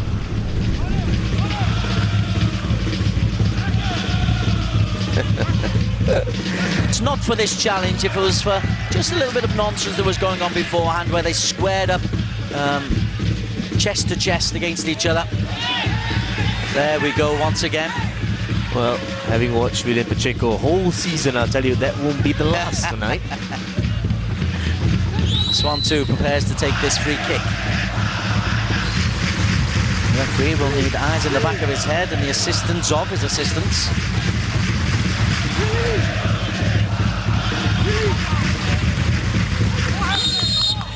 Just tries to pull away. Swan 2's ball in. It's flat. Usually brought back in by Swan Hung. Swan 2, second chance. That's also flat. Flicked on. Lynch can get there. Kept it alive. And has kept it in play. Jeremy Lynch! Oh, what a goal! The 10 men have the lead.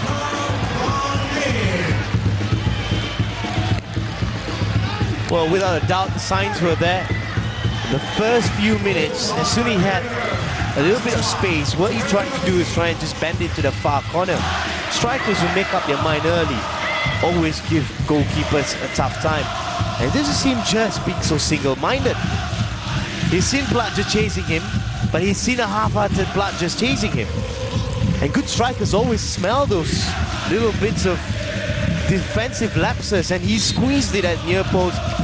I would say yes, Naga Iwata has a lot to answer to his team, but that for me is a striker so single-minded. He's trying to find space, and he's got an early goal against the run of play, I must say. Great response by Quảng Ninh. Down to 10 men, but up by a goal. Long way still to go.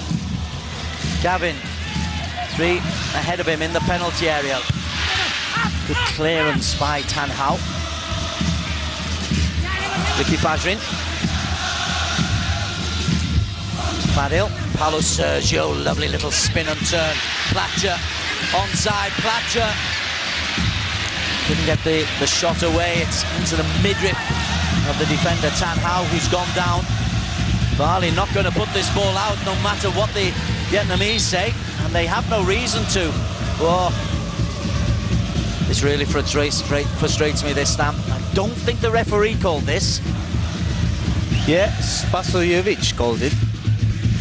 Could have continued playing. Referees, it's at referee's discretion in the black and white. The rule book is out there. Until they find something serious, or if they find it really threatening, the referees can make a call. I just don't think Spasojevic needed to stop that play. So it was a great opportunity. I would have continued. Absolutely. As long as I see someone who's not that injured, who's He's just fine. been hit by the ball in the midriff. Yep. So it's Spasojevic's fault, nobody else. Referee restarting the play with a drop ball, which is in Bali United's possession. Non-contested drop balls in the newish laws. Not new laws anymore. They've been in action for half a season plus. Pacheco. Bali 0, Quảng Ninh 1. Platcher, lovely ball out wide. Rahmat. Helped in by Gavin. Francois. Fully recovered. Lynch splattered by Pacheco. It was the back of the head, it was the ankle. Take your pick.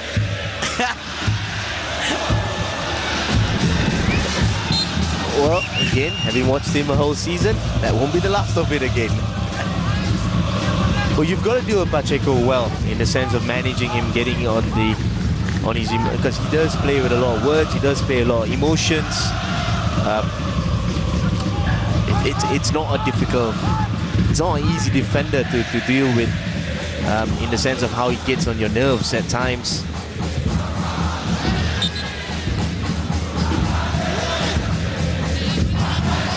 Serra's goal scored by Takashi Odawara and Josh Grommen.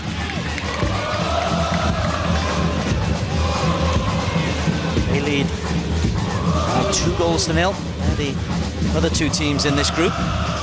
Gavin Adsit comes forward for Bali United, trailed by a goal to nil against Quảng Ninh. Fadil.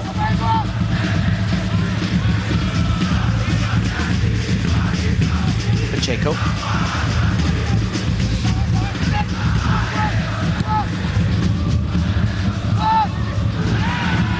Hello, Sergio, just clipped there by Winsar. Winsar has done pretty well, holding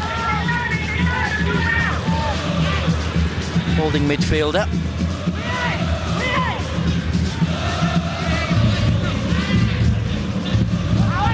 Hello, Sergio will orchestrate this free kick. He's got Pacheco in there. Spazojevic goes to the far post where it's really well dealt with by Lastro.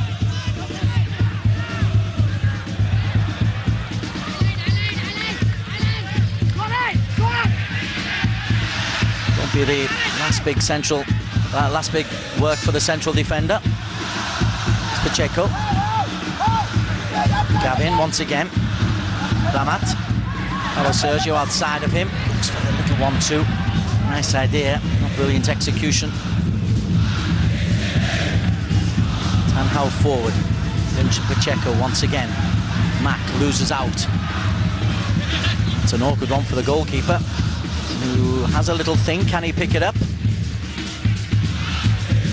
Yeah, I could see Tanhua, lots of communication at the moment, dragging his wing backs really low, as you saw how Pamsa just dropped in the middle, and they're doubling up because they know that they're down with one man and they're working really hard. I know it's early minutes, but that could be a really crucial bit if they can actually continue to actually work really hard defensively, doubling up on players, overloading in good areas.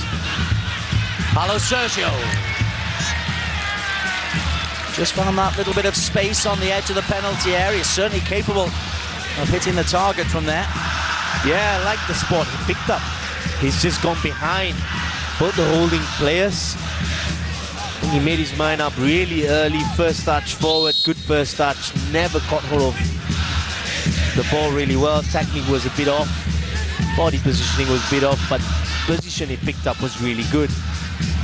Here's the goal. You look at Argo Winata. Never be beaten at your near post is the mantra for goalkeepers.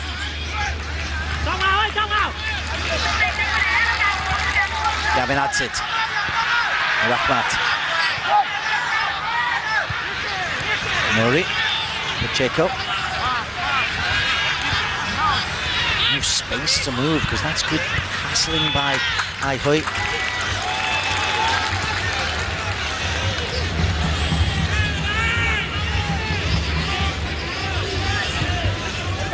Pacheco. This is something they can do to try to get extra bodies forward. Gavin onto Paulo Sergio, 3 in the penalty area.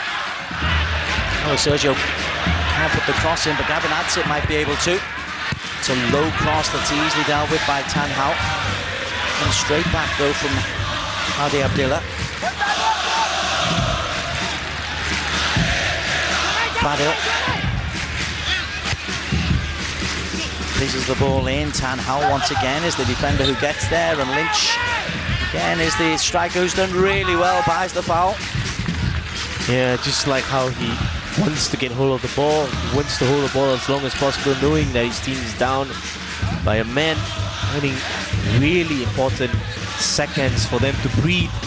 I also like what Pamsa is doing in number 43. He's dropping into areas, just identifying those right or left hand side whenever he feels that he needs to drop into those areas. He's making those areas really, really hard to try and attack and trying to be exploited by Bali United.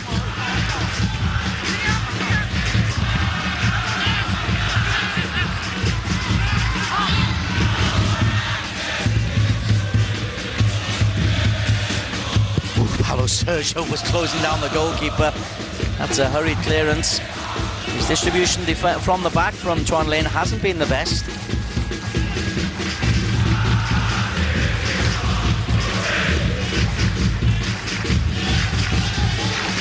Bali United 0. Quảng Ninh 1. Quảng Ninh, the team in blue, down to 10 men since the 5th minute.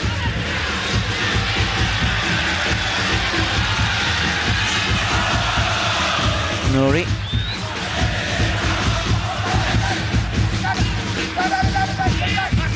That's it. Rahmat just catches Van Kwart. And they've neutralised the game very well. We've watched the Hanoi team over the last few years, Stan, and they have an ability, as do the Vietnamese side, of closing games down, and we're seeing something similar here from Quảng Ninh. Yeah, I just think the fact that the national team is doing really well and they've produced results in such major competitions, qualifying for such major competitions, and probably just brushed off to all the clubs to try and play some sort in a certain way that the national team plays. And I think with Hanoi perhaps having more seasoned internationals, that's more evident. Clearly not here because they didn't have the club license, a very sad story to that. But really pleased with what I'm seeing from the Vietnamese side in this match, because they're down 10 men. They've not been exploited. They've worked really hard to make sure they leverage on whatever they have on the pitch, and they're doubling up. And you look at how Pamsa is working in that middle. He's just dropped into a centre-back area now, knowing that that's an area that needs to be covered. Simple example of how well they've been working since going down to 10 men. Swan 2 driving forward. Swan 2 has got Lynch available. Lynch tries to get a shot away. It's blocked. Jeremy Lynch, that's his 3rd attempt on goal. 1 wide, 1 blocked, 1 goal. Here is Winsar. Onto Lynch. Pacheco just eased him away from it. And a foul there coming in from Van Kwart.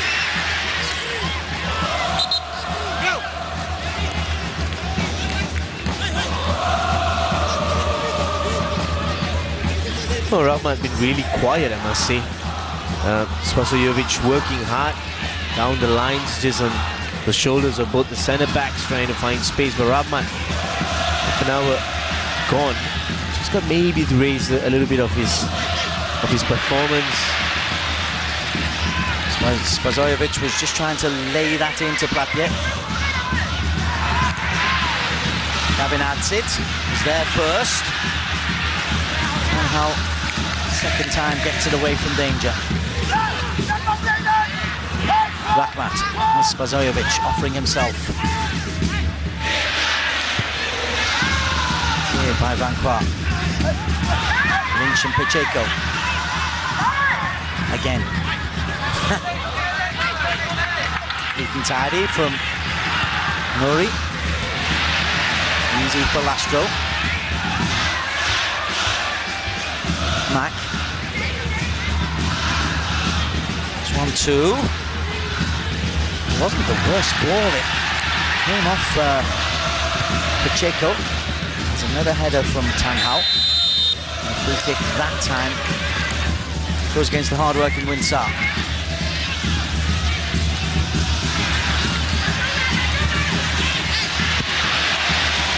The cross came in, and Bali United players are saying that's a wasted cross. It's comfortable for Tuan Lin. It's been a little bit too predictable. I think this is all right. Platje just trying to squeeze into that near post area. He had 3 players to target, missed all of them. But a bit disappointed with Sergio. Playing those balls straight down the lines. But you can see what Quảng Ninh are doing. They're just dropping as soon as they see the body language of any of those midfielders trying to play those balls wrong. Spasojevic making a very predictable run. Managed really well, especially by Tan Hoa, who's holding that fort really well at the back. I just think they got to be a bit more creative, because Paulo Sergio can be creative.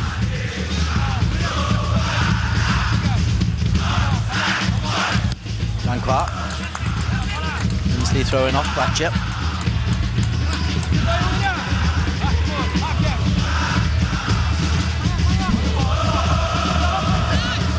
Winsar loses out to Fadil. Here is Paulo Sergio. Fadil.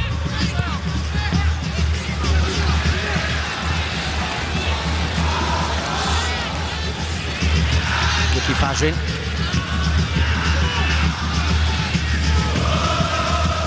Rahmat, long ball, looks for Platcher. That's eat and drink, but drops to Paulo Sergio, edge of the penalty area. Lastro's challenge, Fadil. He's got a fine left foot, but that was always rising. Yeah, it never settled. I thought he picked up a good spot, knowing if Sergio lost this possession, he'll be probably in a good spot to pick up, but never settled. Body positioning was all over the place. But again, Paulo Sergio, on his run, the way I'm looking at it, he had 2 or 3 decisions in his mind. And he ended up with a loose touch, clearly frustrated with himself. 34 years of age now, Fadil. Still looks as fit as ever. Only 1 international cap for Indonesia. Here's Platcher. Looks for Spasojevic. There's an offside there against Ilya Spasojevic. Well, that's one of those other examples of you playing those balls straight without any kind of angle. Does not help Spasojevic at all. It's always difficult because centre-backs deals with these balls quite easily. You could see just a little barge makes the striker a bit off balance. Can't take his first touch. Possession returns to the opponent. And that, at the moment, has been the story of Bali United for the first 35 minutes. A bit too predictable. Fadil, Paulo Sergio. Now then, Spasojevic is chasing. Was there an instant there with Rahmat? Did the defender Vanquois catch Rahmat, Stan? I think he did. I don't think it's a foul. I thought, again, Vanquois was committed to the challenge. And there you go. Got a lot of the ball. I think there was a touch, but not a chance that was a foul. Goalkeeper Tuan Lin plunges on the resulting loose ball. 35 minutes in, and the 10 men, they've been down to 10 men since the 5th minute. Still lead by a goal to 0. A man who was just in shot, Jeremy Lynch, the Jamaican, with the only goal. Still not happy.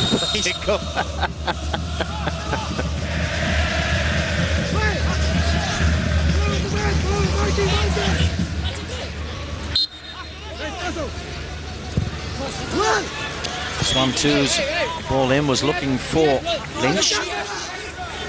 Pacheco is there.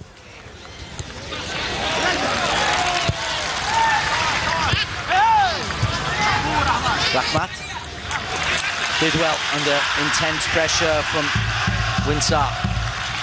Fadil, Paulo Sergio.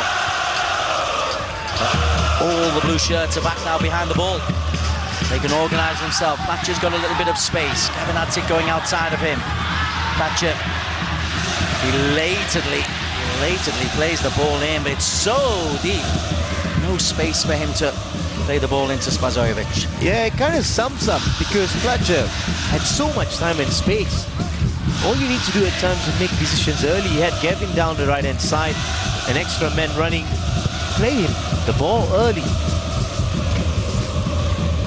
You keep those balls a bit longer, then you go into a space where you're deciding in your head what are you going to do, and that's what Platcher's done in the past couple of attacks. Good player, started really well, but it's been difficult 15 minutes for him, just purely not making decisions early. Referee played an advantage there. Paulo Sergio not too thrilled that he didn't get the free kick, but it was a decent advantage because Platcher was in possession.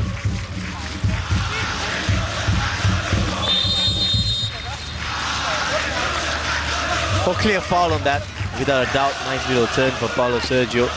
Was looking for it as well, but clearly a foul. High-Hoyt just coming in really late.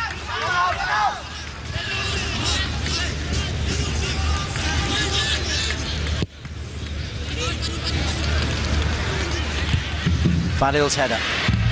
Easy for Neven Lastro. He's looked go forward, stiff and commanding. Lynch. Nicely played in by High-Hoyt. Lynch.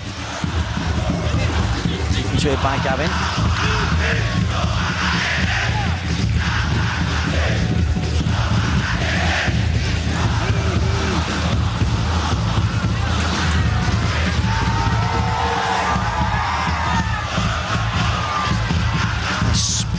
Of the play there by Nouri.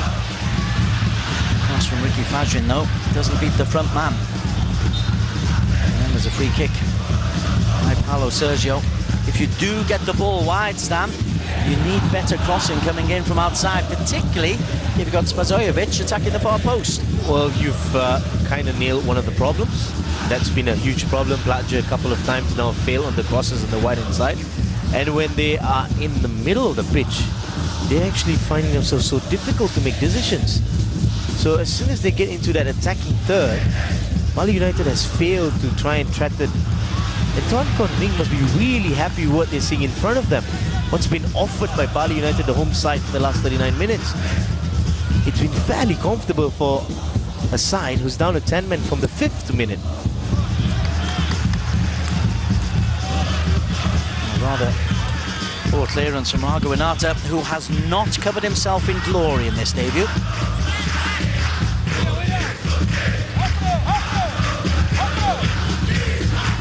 She's a goalkeeper sympathiser. Tears my heart out to see. Lynch, Pacheco.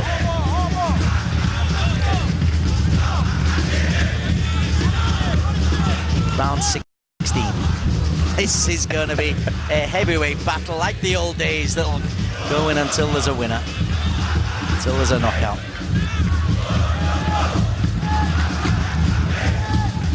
Nouri. Thatcher. Gavin. Squared and sideways, Nouri. Just recycles possession, finds Paulo Sergio. Decent ball, that's the first time they put a ball in, and it's been dealt with effectively by Tan Hao. And the rebound goes the way of Quảng Ninh. Oh, 40 minutes. Probably has 100% battles won in the air, Tan Hao. That's really impressive because he's got players taller than him, he's got players physically perhaps as good as him, but he's positioned himself so well. He's dealt with almost every cross that's been thrown from left and right. And there's a lot of communication from him. I like what he's doing. He's communicating, especially with Pamsa, the number 43 who's ahead of him, and making sure that his job is half done with his communication. I think that's absolutely key. And that's why you look at them, they look fairly comfortable because they're in good positions when Bali is trying to launch an attack. Mac Hong Kwan loses out. Max worked effectively, if not in the attacking way that he would have liked, but needs must. Once again, the man you were just talking about, Tan Hao, is the last line of defence. That time he read the play and read the see ball into Gavin. Well, it's been a really impressive half from the Vietnamese side. Purely the fact that they were probably just ill-treated, I must say, by the referee's decision. They must have felt that way at least. Fagan going off that early, but they've reacted so positively instead of sitting on those emotions. Sometimes you see teams not getting the right reaction after such a dreadful decision, but they have instead reacted so positively.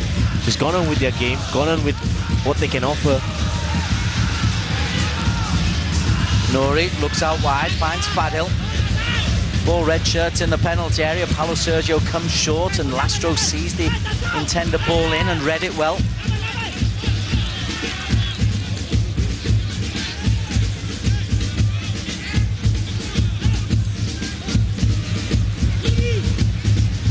Nouri, that's a better ball. Now then, Rakhmat's cross, Lastro deals with it. Second chance for Rakhmat. Comes to Paulo Sergio, what a block. Tan Hao again. Terrific defending, and Gavin Adsit curls one just over the top.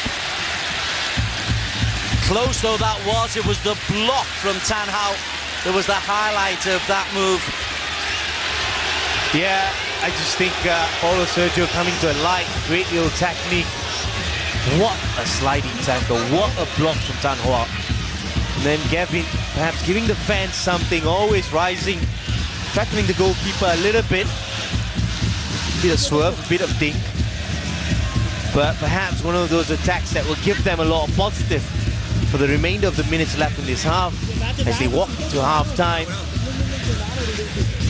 But Rahmat perhaps will also gain confidence, the fact that he found Paulo Sergio with that little cross.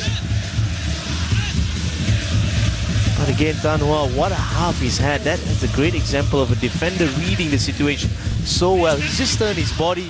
He knew exactly that he needed to throw everything he can to try and block that volley that was coming in, because that could have ended up anywhere. That looked like it was going on target from Paulo Sergio. And why Pet hates the goalkeeper is receiving treatment because he jumped for a ball and then landed on the floor. I wish the authorities would start to look at this. Blatant time wasting. At the other end, I think he would like some time back, would the Everton goalkeeper Nadeo Argawinata. Shokara, the treatment results in his longest free kick.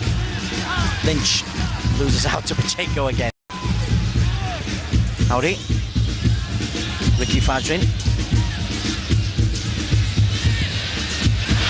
That's a rare error from Swan Hung. Patrick didn't capitalise on it. Nuri. Gozajevic. Paulo Sergio. Think of a shot from here. Indeed he does. It's wide of the target.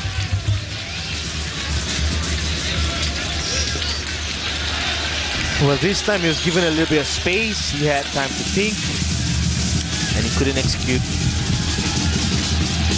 that shot really well. But they'll take a little bit of confidence, Bali United, walking into the half. Just a little bit in the last 3 minutes. They've had a bit of joy getting further forward, probably troubling the goalkeeper more than they did in the first 40 minutes. But overall, they must be disappointed in the fact that they've not exploited Tan Quảng Ninh as they would back to it with them being down to 10 men. Nuri finds Fadil. Now then, Platcher onside, 3 in the penalty area. Platcher only finds a body and then comes out to Gavin Adsit, and Gavin's shot is comfortable once again. But Platcher was in a great position and disappointed in the cross. Yeah, besides the first try he had in this match, which was early minutes, he made his mind up early. It's taking too long. Just perhaps get into a great area, then he's got 3-4 decisions in his mind before executing. That millisecond makes so much a difference. Jeremy Lynch drives into the penalty area. Lynch! Some save, Winata. That atones for the goal. That is a top reaction. Yeah, I just think Lynch has had not much of the ball, not seen a lot of this throughout the match. Absolutely brilliant because he's so single-minded. He's got decisions early in his mind. Kind of laces it through. Winsar over the top. A reminder, the Vietnamese side in blue are down to 10 men and have been since the 5th minute. And yet they've had as much of the opportunities going forward as have Bali. But fatigue, you suspect, will really kick in 70 minutes on. Or will it? Goes up for offside against Anthony Platcher.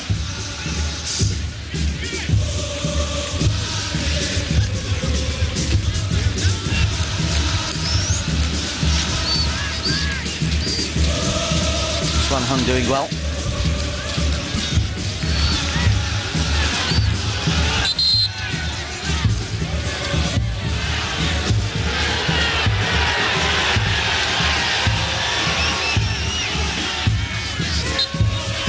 A bit more obvious time wasting from Tran Linh.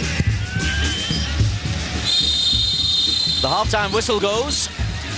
And despite the controversy of losing Andre Fagan to a straight red card very early in the game, Jeremy Lynch's 20th minute goal means that Quảng Ninh, in their debut in the group phases of the AFC Cup, lead against Bali United at halftime by 1-0. Plenty still to come in the second half, and at halftime, it's the Vietnamese side leading the Indonesian champions.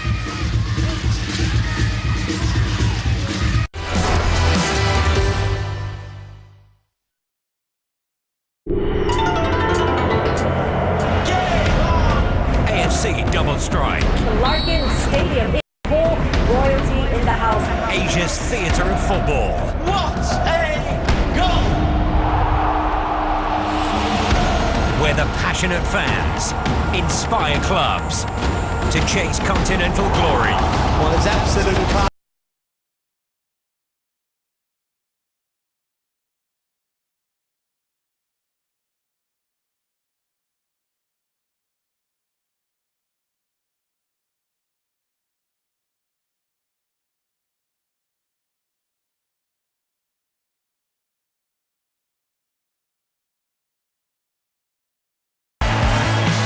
The Djokovic dynasty down under is still intact. It's an 8th Australian Open. What a journey, what an adventure, what entertainment. Football is about fire. Powered in! The heat, the passion. In a super strong position. But football is also ice cold, calculated, merciless.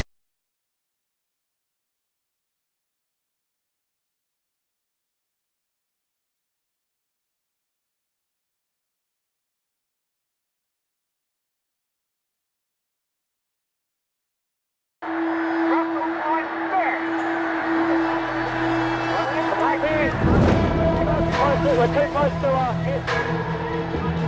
Tempo 4 down, high rate. Number 3, into a tempo.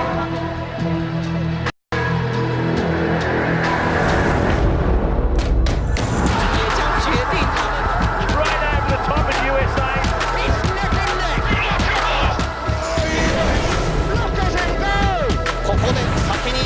Put the now in massive.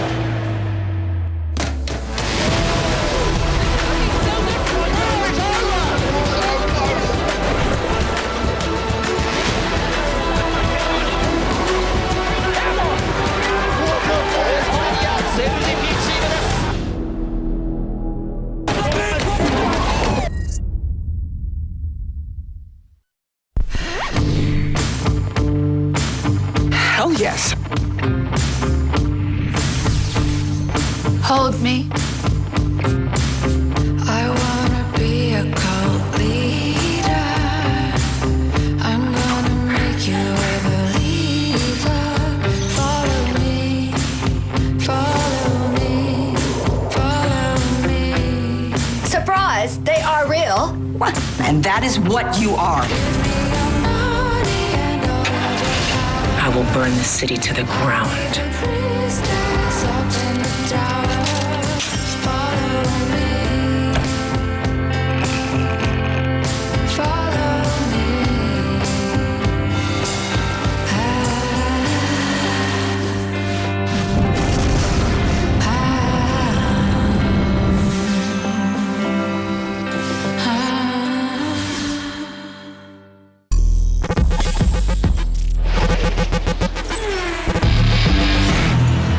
Greece in order to witness an international cross-country rally event, the Rally Greece Off-Road, which was held for its 7th consecutive year in the city of Kastoria in the northwest part of the country.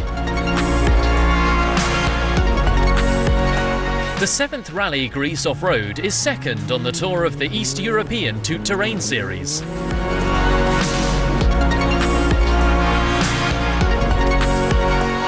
In a previous episode, we travelled to Israel for the Desert Baja. This significant international cross-country rally was the first round of the 2019 East European Tout-Terrain Series season, and we couldn't miss the chance to follow the action in its second round.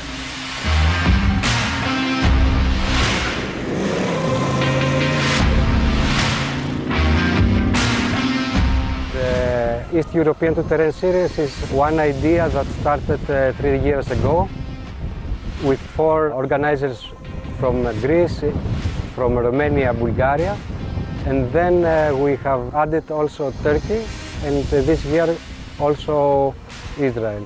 We hope next year Bulgaria to be again in our calendar.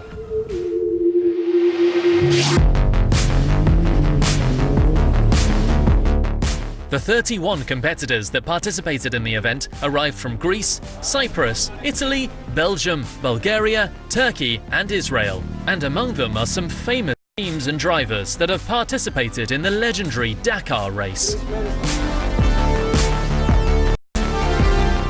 This year's event was one of the biggest and longest automobile races conducted in Greece, compared to the amount of days and shorter distances that competitors had to accomplish previously.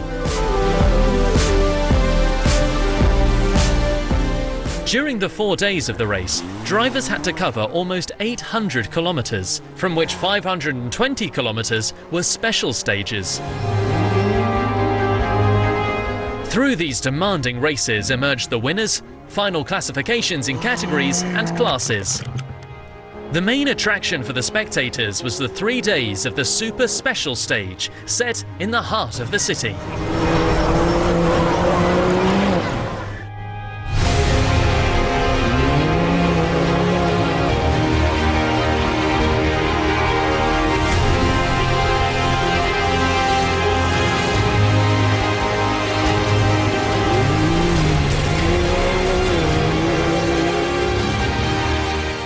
The unexpectedly high temperatures, the absence of wind, and the high percentage of humidity really challenged the competitors. So much so that they were happy just to be able to finish the race. At the end of the long race, the crowd greeted the participants with warm applause as they passed.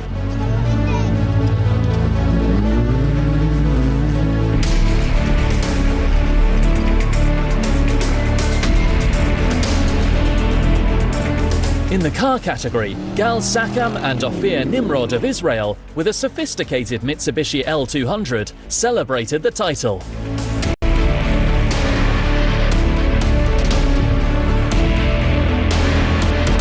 Leaving in second place the Greeks Petros Choutis and Kostas Makris with their Mitsubishi Piero.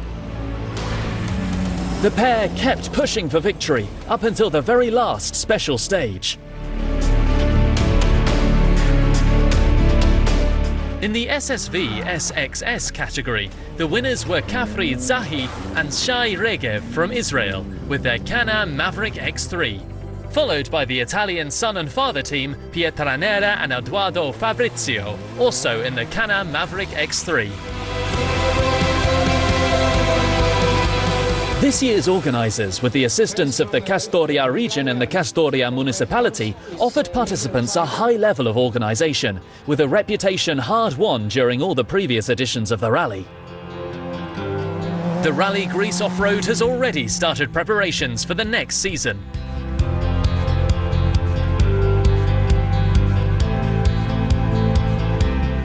The 8th Rally Greece Off-Road in 2020 will be even more challenging, and we will be there to witness all the action.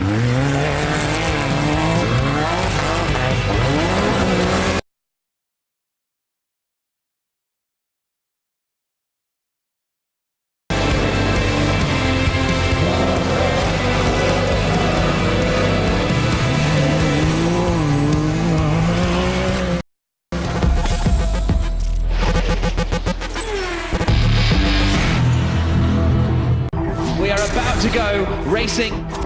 Wait for those 5 red lights. And we go green in Asteria, Marrakech, Santiago, Mexico City. What is that? Carving through the field. It was not very safe, mate. This is a risky one. Wow, that's a big airborne crash for Nelson Piquet. John Eric Byrne is a 2 times Formula E champion. Amazing. Congratulations to everyone. 5 seasons. Is the XFL. Oh, it's beautiful! That has got to be one of the goals of the the season. The explosive. What a way to score it. The spectacular. That was sheer brilliance. And the downright bizarre. What the heck was that? Oh, goodness me. It is extraordinary. Only one place to catch them all. What about that for a corker? You do not stop those. Goals on Fox Sports.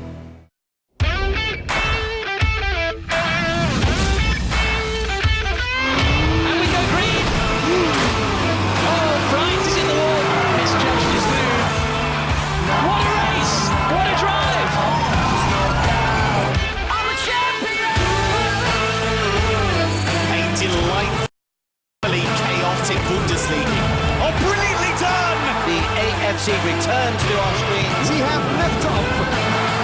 And that's a massive goal. This is the Merseyside. Over and over again. Big question. Dominic Reyes. I'm a champion. Can you believe this? Has done it again. That's it, baby.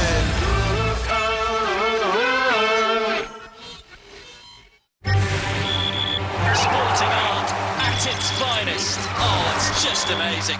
So good, so tempered, so perfect.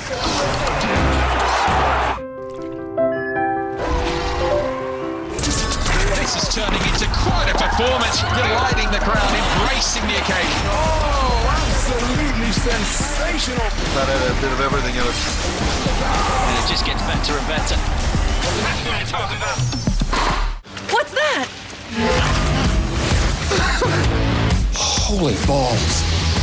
Wow, that sounds really great. Now that you know we're cool. It's a big deal. Kind of legendary. Whatever happens, don't stop. I see this as an absolute win.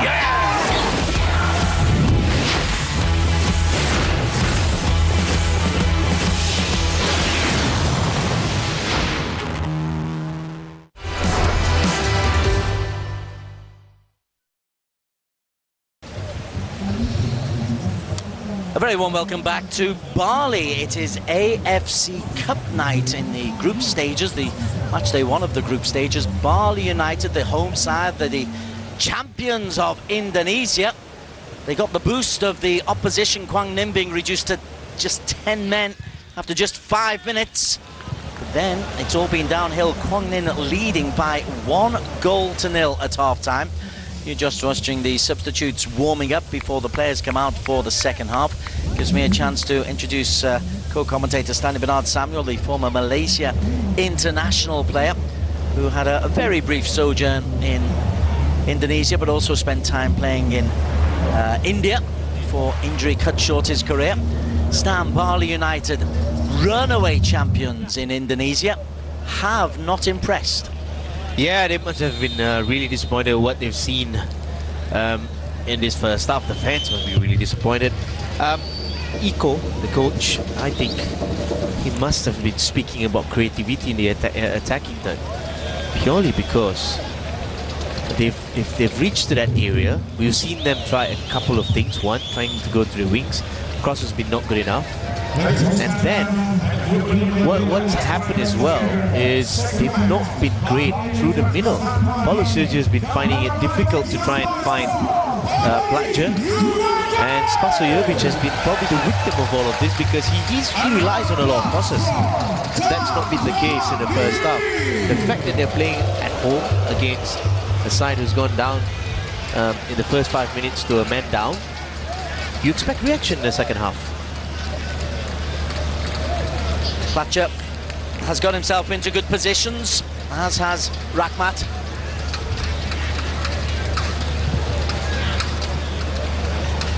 Echo is the A-licensed coach, Stefano Kagura, the Brazilian, and there's Teko. He's the man who I'm sure will have the bigger say. But as for Quảng Ninh, well, they've been organised, they've been disciplined, they've broken with numbers. Jeremy Lynch has led the line with some aplomb, with support from Hai Hui, Swan Tu, and Makongkwan. So concerning times for the new Indonesian coach, because he'll be looking for Bali United as the cream of Indonesia to be providing the bulk of the World Cup and Asian Cup squads. Those games are coming up very, very quickly. Here's Ricky Fajrin for Bali in the red, trailing by a goal to nil. They had more of the ball, but number of chances created just about equal. As that is immediately given away at a blue wall. Francois beaten to it by Paulo Sergio, and the Portuguese can break away down the right-hand side. Lovely ball inside. Spazojevic, little 1-2. First minute, and they are back on level terms. And it's Rahmat's pace that sorted, but beautiful play from Paulo Sergio. And for once, standing behind Samuel, they've got around the back and got instant rewards. Well, if you did expect a reaction, I bet you didn't expect it this quick. First bit of attack, first bit of chance to show a bit of creativity. I think Rahmat has been so quiet, just absolutely tears his defense apart. Look at that piece of skill from Spasojevic. Little nice back flick on the side of his boot, turns into a beautiful 1-2, and hanging ball for Rahmat, drags the goalkeeper out, just thinks it just a little bit above the ground. What a reaction from Bali United. Stefano Kagura has got the reaction he was after. Bali United now then, is that the springboard for them? Kwang Ninh though, well, we've seen them recover from adversity early on in halves. They lost a man to a red card after 5 minutes of the first half. They've lost a goal within a minute of the start of the second half. Long ball, looks for Platja, who is offside. Referee hasn't seen that. The flag is still raised. Platja will carry on. The flag is still raised on the far side, and belatedly the referee sees it as Nori gets that run through. But Spazojevic quite rightly picked up a lovely bit of skill from him. He's also dragged two centre-backs along with him on that run. That just tears that defence apart. It's been so solid in the first half. Whatever Stefano Kagura said at halftime has had an instant reaction.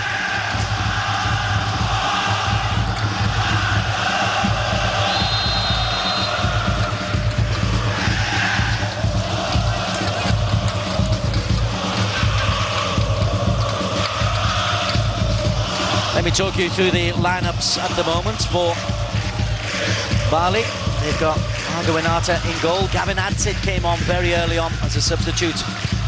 At right back, Pacheco, Howdy. Lynch wins the header, but it goes straight through. And Ricky Fajrin on the left. Nori, Fadil and Paulo Sergio in midfield. Spazojevic through the middle, Platja and Ramat Leo providing the width, Rahmat providing the goal. Lastro, good distribution once again. Long ball over the top, looks for Swan 2. Swan 2 waited for Lynch to try to get into the middle. And a miscommunication involving him and Mack. Adeo Renata pulls it out. Swan 2 trudges back into position. Real hammer blow for the visitors. Kwang Ninh. Mastro. Pacheco and Lynch. This time the foul goes against Lynch.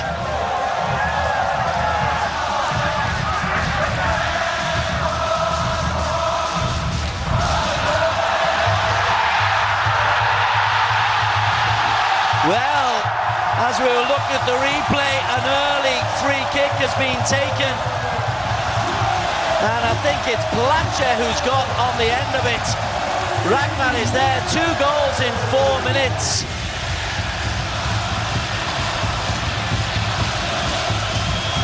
Well, the free kick is very quickly taken. Platja's one target. Long ball through, and Platcher's little flick through is beyond the goalkeeper.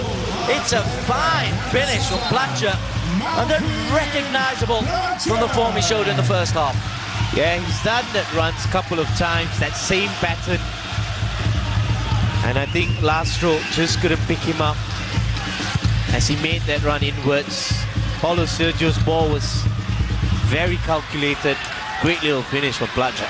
My word, what a turnaround. Swan 2. Straight into the gloves. Antonio Platcher, the Dutchman, with a 2-1 go-ahead goal. Varil. Platcher makes the run and is belatedly seen, and Lastro is now under pressure from Spasojevic. Football, Stan, football. Take your eye away from it for a moment and it can change in an instant.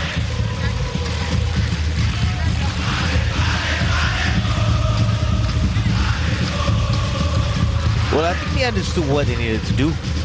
The last 3 minutes of that first half, they must have taken a lot of confidence of how they ended that half. 40 minutes, not really good enough on how they reacted since Quảng Ninh went down to 10 men. But whatever they did in that halftime team talk, they knew exactly if they did certain things, they tweaked certain things, which is really down to how they kind of processed that final third whenever they got there. And they've done it a couple of times, and sometimes in football, you just got to be efficient. That's what they've done the last 5 minutes. Really clinical on what they've built up. That's good movements off the ball. Rakhmat, the give and go, and Platcher did well, and Flag has stayed down. Oh, has he come through the back? No, Mac is reckoning he has. Swan 2's cross. Looks for Lynch. Lynch and Pacheco. As that is perceived to have gone out of play, Pacheco hits the floor. Referee was looking away. And the Pacheco-Lynch cameo continues. Yeah, I just think the goalkeeper took a huge risk. Winata and Pacheco was been throughout his career filled with theatrics. Just disappointing in the way that he goes around every single football match I've watched. And Pacheco, who used to play for Selangor.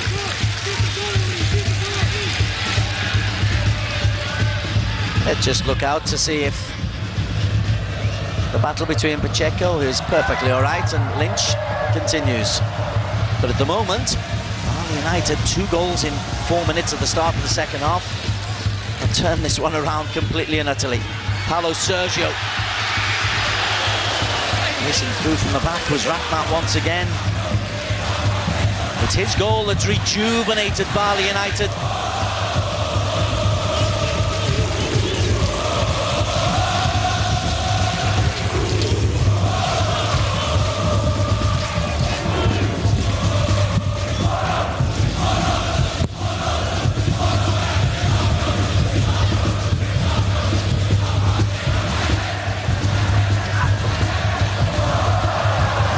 Was looking for the free kick. Paulo Sergio. Slows down by Tan Hao. All the good work of Lastro and Tan Hao evaporates in 4 second-half minutes. Ricky Fajrin. Fadil. Platcher. Rakhmat. 3 in the penalty area once again. Gavin goes on the outside. Paulo Sergio it was who didn't put the ball in. Free kick. Yeah, too clever for his own good. Just got to play it. Kevin's made that late run, and one of the best runs a fullback can make is coming really late. It's not seen. All Sergio had to do is just play it through, try to be a bit more clever, delay the pass, and the chance is gone.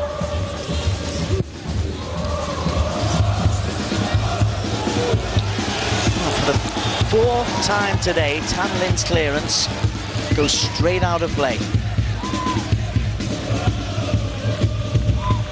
Now here's the finish from Platcher. Just guides it in. That's a very, very good goal stand. That's a difficult skill. Yeah, Just think you got to keep your focus, you got to keep your balance. And then when you get that kind of touch, you also want to guide that touch, as you just mentioned.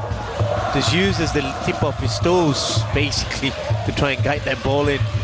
Beautiful finish. What a reaction after disappointing maybe 25 minutes towards the end of that first half. Just always in 2-3 minds, in good areas.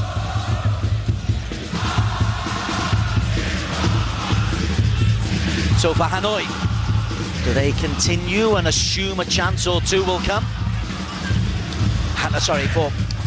Apologies, Quảng Ninh. Do they just carry on the same game plan, the 4-4-1? I just think the fact that we've seen a couple of times how Lynch, whenever he gets the ball, is so threatening. They've not been able to get that ball into good areas for him more consistently. I think if they can improve on that, they've got a fair chance in this game. It's been good 5 minutes. Very good 5 minutes. Clinical, efficient from Bali. But it's not game over here for the side which is 10 men. Matt with the free kick, Paulo Sergio going over. They don't do low-scoring games in AFC competition. Bali, 5-3 after extra time against Stone United. 0-5 against Melbourne Victory.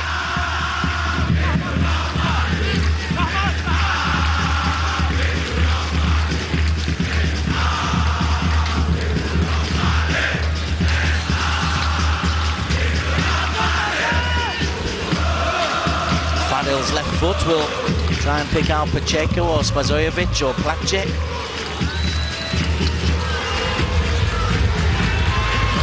Two-man wall of Swan Hung and Swan 2.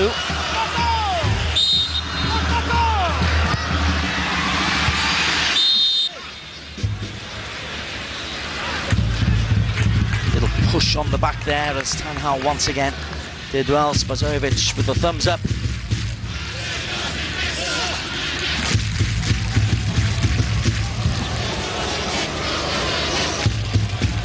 Tan Hao's 15 international caps for Vietnam. Good last line of defence as miscommunication between Howdy and Ricky Fajrin.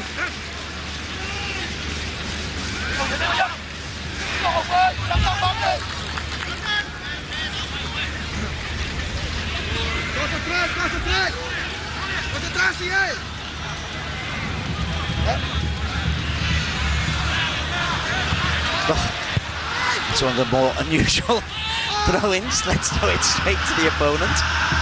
Tan Hao back to his goalkeeper, Chuan Lim.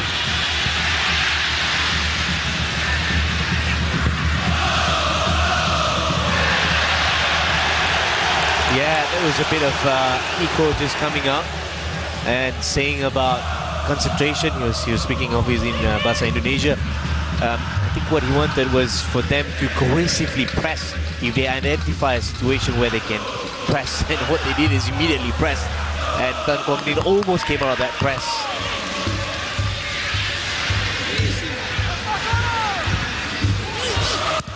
Win Hai Long is preparing to come on for Quảng Ninh as Lynch is beaten to it by Nori. Gets a second chance, does Jeremy Lynch.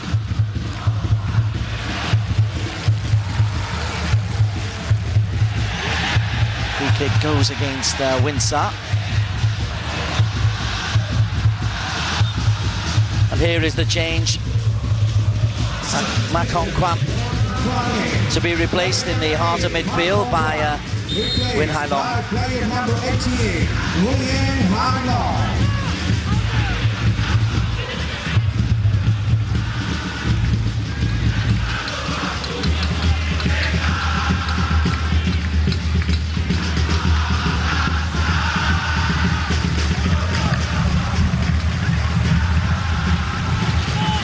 Gavin into Spazojevic. Levelly done. Rakhmat through in the penalty area. Paulo Sergio couldn't get there. Lastro was pushed.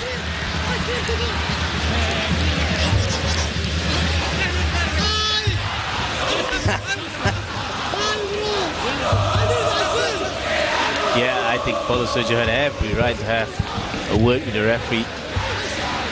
The only thing that could have pushed Laszlo is the air, because he's gone up, timing was awful, he's lost his footing. And again, referee in 2 meters in distance has given that as a foul. Pretty amused by it, actually. Fadil has been spraying these long balls throughout the game. Laszlo can cope with that. It's 2-1 to the home side. Laszlo, the Bosnian. Decent ball into Swan 2. Swan 2 can chase that into the corner. Get the corner as a result. Ricky Fajrin's had a tough time against Swan 2. Yeah, it's just that, again, it's not been consistent enough to try and exploit him. 15 minutes in the second half. I think this is the first time they've genuinely got into a position where they've earned a corner, and a very positive bid from the Vietnamese side. Flick on, it's come off. Thatcher. Swan 2 is one of the one-cap wonders. High long, nearly with an instant impact. Yeah, they were both in the same wavelength. Swan 2 knew exactly who he was trying to find in that cross. And Hai Long was the first to react, got into the near post area. Take 2.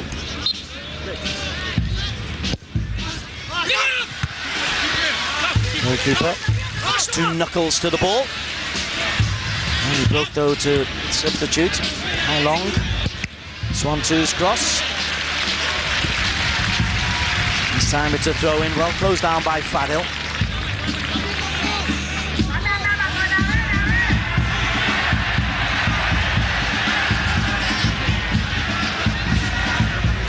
Swan Hung.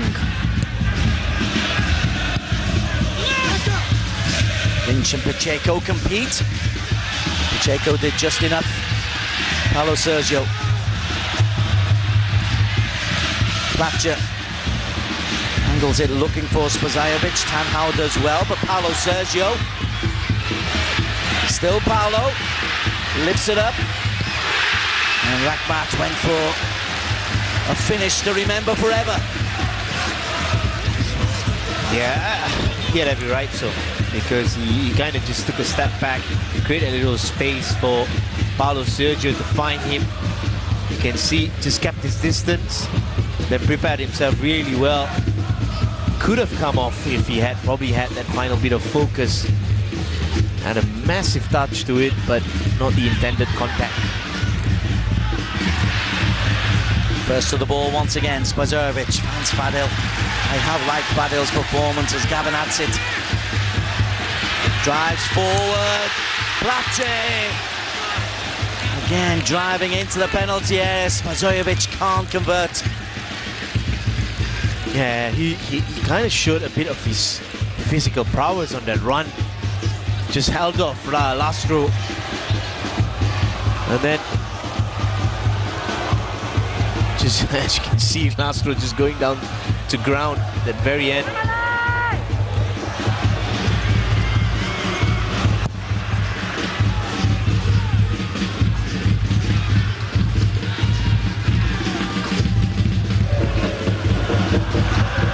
Winsar.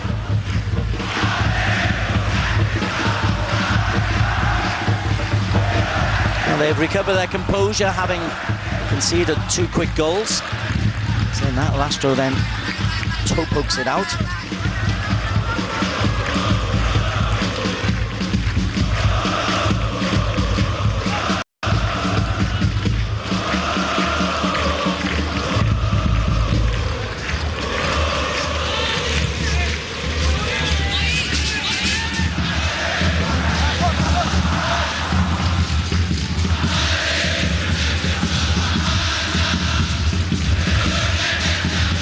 Ricky.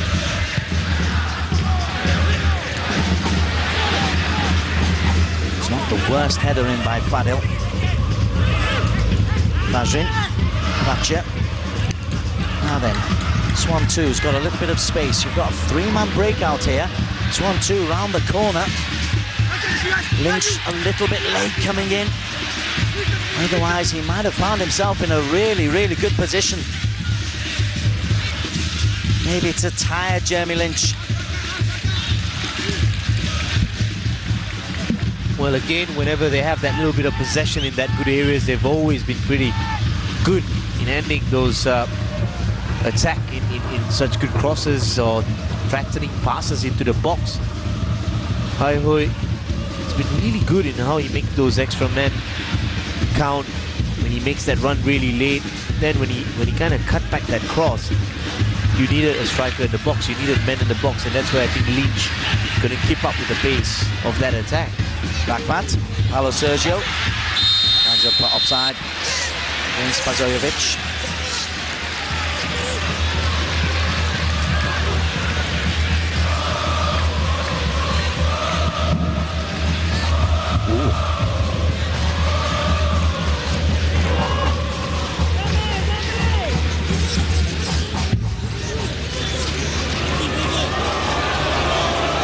Ninh might think it's about time something went their way from the officials. That one certainly did.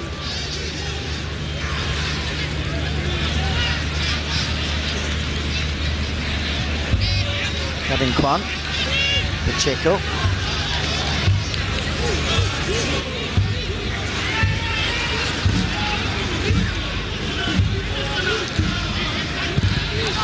Howdy.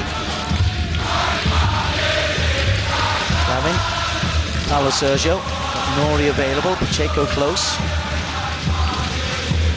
Portuguese to Brazilian.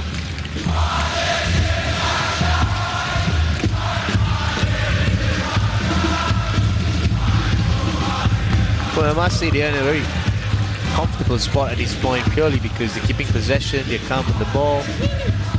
They're expecting a reaction from Tan Quang Lim, perhaps to come out and press them a bit higher. As long as that does not happen, I don't think they need to force passes. They don't need to really exert themselves. They could be very comfortable holding possession, because at the moment you're looking at Paulo Sergio, whenever he drops into the middle third, there's no genuine pressure until perhaps they make those little final passes in the attacking third. And I wouldn't have a problem if they were to get possession. They're up 2-1. If there's a genuine space to attack, try and get a third goal, but otherwise don't lose possession, make the opponents really work. They're 10 men, not a bad way to go about.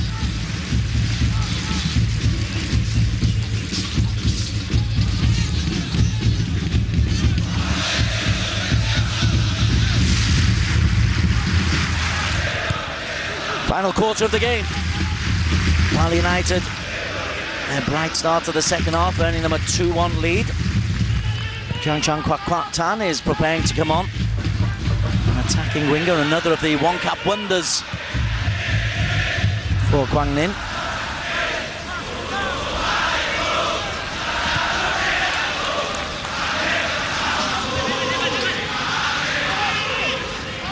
Ricky Fajrin. Platje. Spasojevic. Turn ball into Platje. Goalkeeper volleyballs it clear. Nice idea from Spasojevic, if a little bit greedy. Long ball looks for Lynch. It's dealt with by Howdy.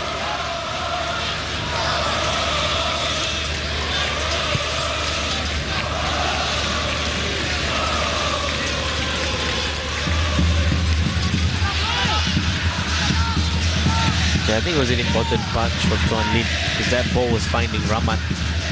And Spasojevic certainly wants to get on the score sheet. That's what his body language, the way he's gone about, he's whining, he's not happy, he's frustrated.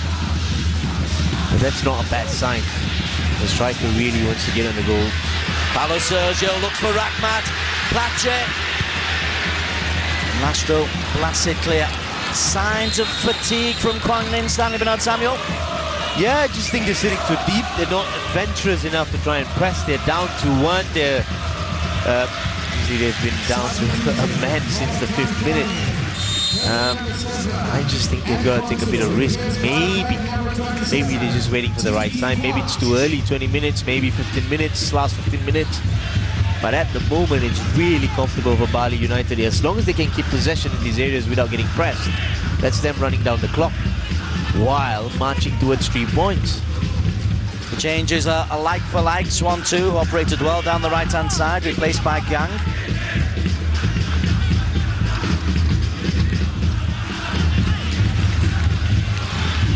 Bali moving Quảng Ninh sideways, difficult for them to defend. Fine challenge coming in again from Tan Hao.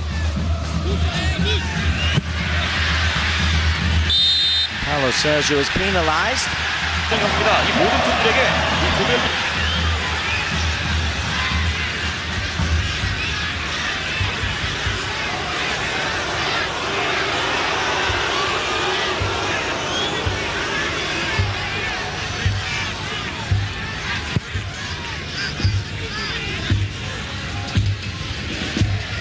Checo misses out. Lynch on 20 minutes, giving Quảng Ninh the lead. And 2 goals in 3 second-half minutes. The second from Placha, the first from Rahmat. Providing this 2-1 lead for Bali as Gavin Atsinquan can drive forward. Gavin's cross for Spasojevic. He's only half dealt with by the keeper, but just enough. I just think that the presence of how he came out to only made a lot of difference. Penalty conceded by Tan Hao. Hit him on the arm. A harsh yellow card.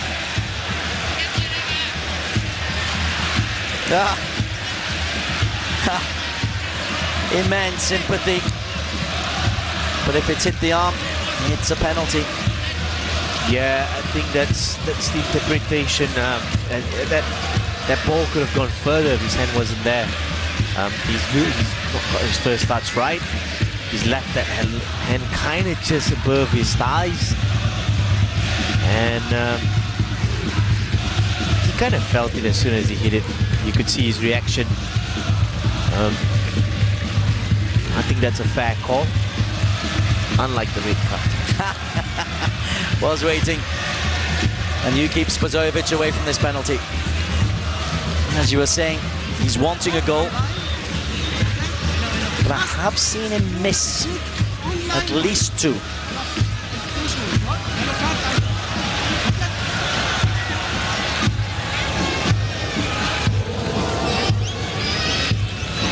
The ones I've seen him miss where he's dragged it to the goalkeeper's right, both of which were saved.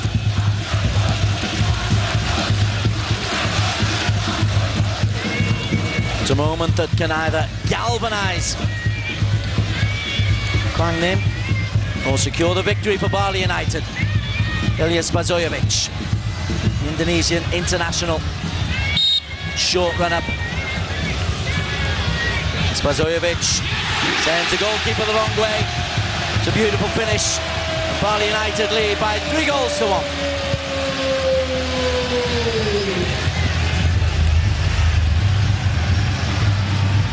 Well, really confident Spasojevic. I like how he stepped up, took a step, gave the goalkeeper an angle that he wasn't going to go. That's a beautiful finish from the spot.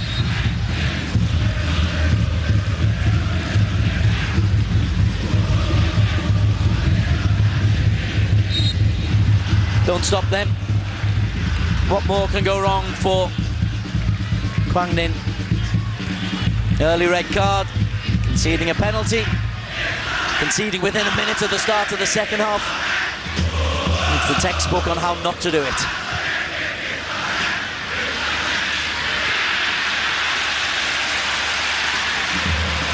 Quảng wins the throw-in.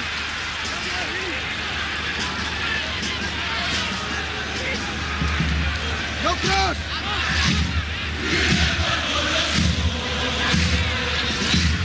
It's my first chance to listen to the rendition of the crowd here at Bali. It's unique in Southeast Asia.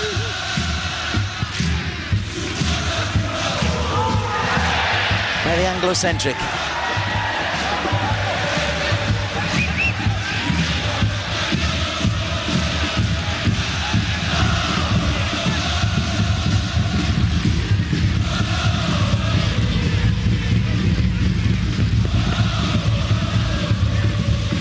Well, it has been a killer blow. It didn't take long. Just seconds after kickoff of this second half, Bali United took this game by the scruff of its neck. Just basically reacting, the expected reaction, not that quick. Very clinical in what they did. Rahmat just getting into a good area, playing that little 1-2 Spasojevic, who's just turned up into second half into such a fulcrum of how they've been going about this second half, 20-30 minutes. Then also getting himself on the score sheet. Platje improved himself as well.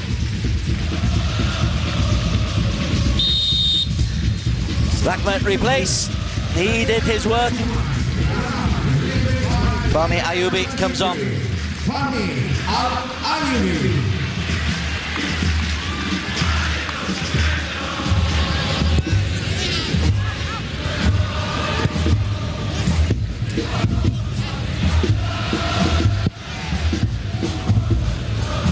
Another game, Ceres Negrosa leading Sverieng of Cambodia by 4-0. A couple of goals by Maragnon, Josh Groman and Odawara very early on. Missed penalty for Sverieng as well. It's not gone well for them. It's not going well for Quảng Ninh. Driving forward, chance for Platje. Little dink over the top. Super finish by the Dutchman. It's now a run for Bali United.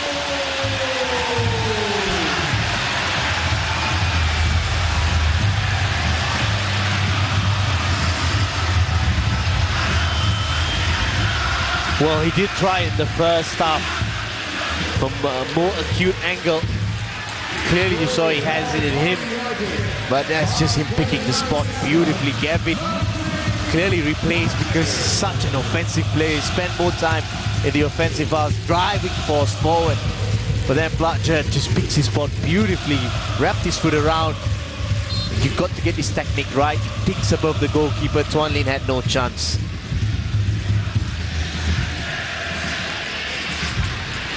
Well, it was very concerning at half-time for Bali United. A goal adrift, and apart from a bright spell late on in the half, bereft of ideas. This second half, though, it's all gone very, very nicely for them from literally the first minute.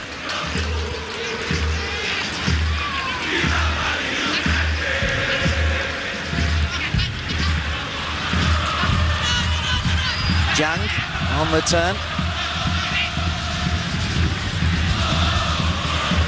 Lynch, give and go with Hai Long.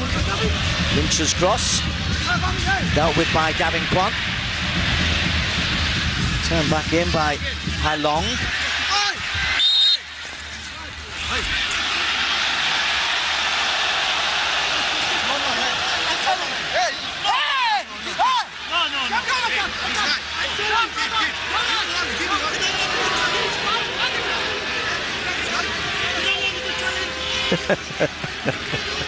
It's great to have the speakers, the microphones right behind the goal. You can hear everything. He's got every right to go for the ball. Every right. I'm not sure what Minata is complaining about. He's gone in clean. He's tried to win the ball. He's had a nervy debut as Winata, despite being on the winning side. Another of the under-23s who does so well. Driving forward, Gavin. Platje was saying, why didn't you play that in? Well, clearly you could see the master stroke in the second half. It did not pay off in the first half, because when you delay passes and you've got players with late decision making, you don't really see how Gavin and the reason he was brought on. But in the second half, he's been key, because then he's making the right runs, because balls are delivered into his runs. They've just quickened their decisions. Huge difference was Paulo Sergio on his first move in the first half, which cost the goal. And then that little 1-2 which Spasojevic is going up, who's had a solid second half. He was struggling in the first half to get into the right spaces. to try and get a bit of play in those attacking third, and he's done really well in the second half. Ilya Spasojevic comes off, job done for him. Levi Aliandri comes on and will want to make an impression. And spaces are opening up now for Bali United.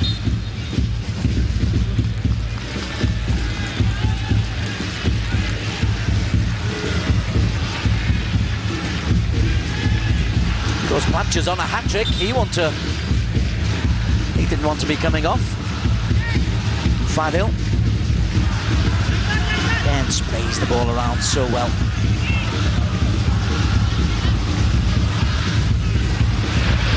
Once more a 9 iron.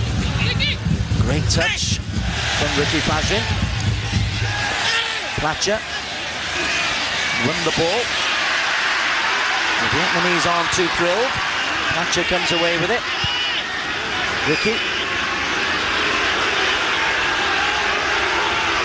I think the referee should have called it as a foul because that's dangerous, and that is where consistency comes in.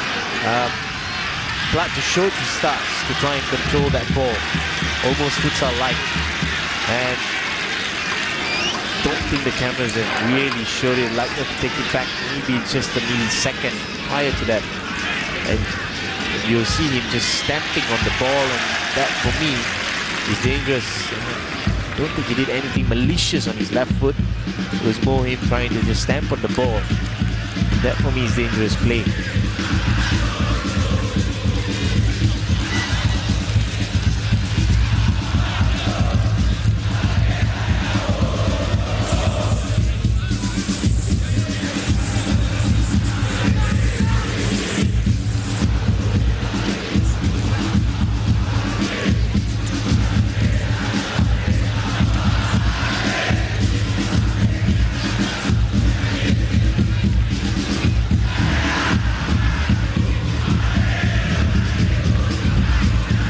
Certainly have a mark on the side of his leg there because there certainly was boot contact.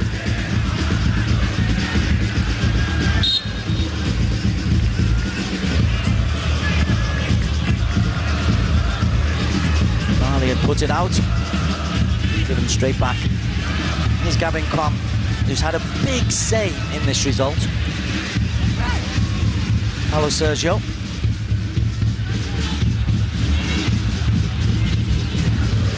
Fadil. One ball over the top, looks for Platcher. I know the answer if I'd asked you this at half-time, Stan, but are Bali a decent side? The answer at half-time was no. Are Bali a decent side? Don't think it's going to change how I look at them. A bit disappointed in what I've seen in the sense of the overall gameplay. But I think they've been outstanding in how they've reacted. I think mentally they've showed me something which I didn't expect. That's why I thought the reaction would be a bit later or a bit lesser than what I've seen, and that bit I've got to give it to them. But the fact that they've won the league last season by 10 points, you expect them to have a bit more stable gameplay. Still think maybe it's early days. The league hasn't started this season. It's perhaps still pre-season. It's fair enough to say that to Ninh as well, because they have not started their season as well.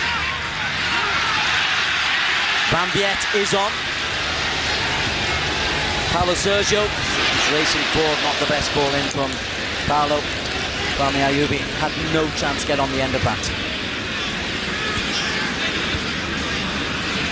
Well, no doubt the whole shape of this game was affected by the early red card for Andre Fagan. 5 minutes in and the visitors reduced to 10 men. For 40 minutes they more than held their own, in fact had the lead. And then a second half onslaught, to be fair, from Bali. 4 goals.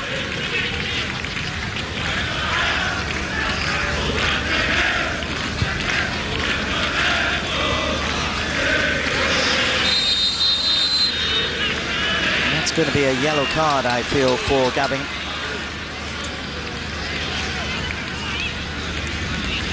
Lynch is probably looking up and saying, "What? It's not Pacheco."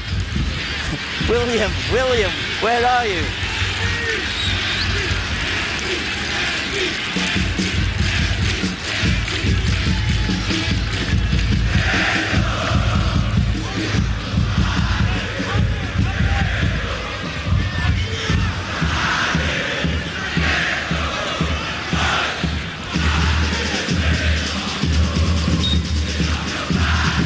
This crowd has filled out significantly since kick-off as Pacheco wins another good defensive header. He doesn't need the histrionics, Pacheco. He can be a rock-solid defender in his own right. It's Fahmi Ayyubi.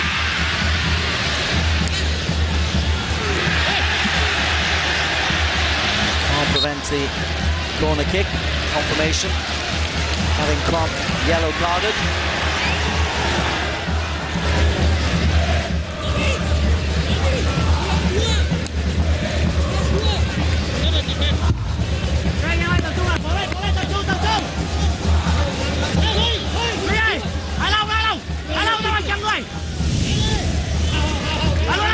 Hello, Sergio. Plays it short. I'll just see out the game now as Gavin Quảng puts another ball in. Pacheco wants the corner. Isn't going to get it. Yeah, I think I did think that was a huge deflection, actually, not a little bit from last throw.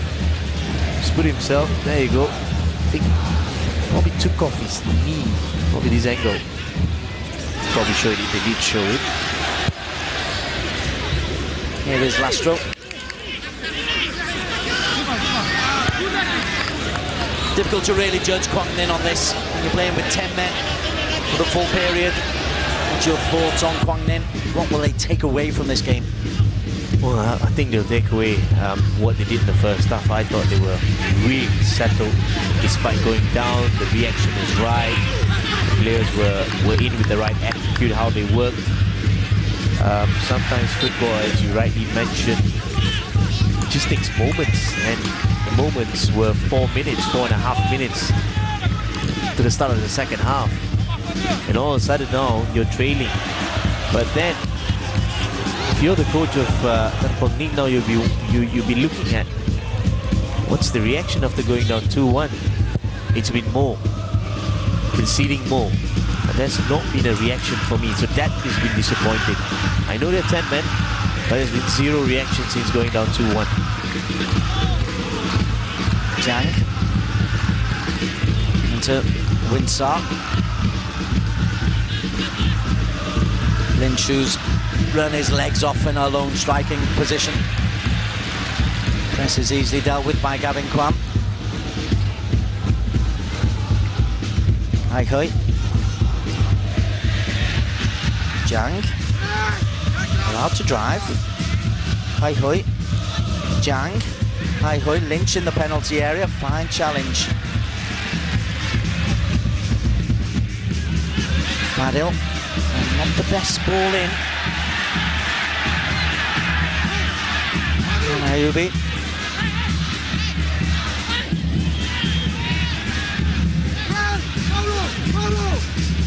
Fadil was injured. Now back on his feet. Pacheco completely slices that out for a corner kick.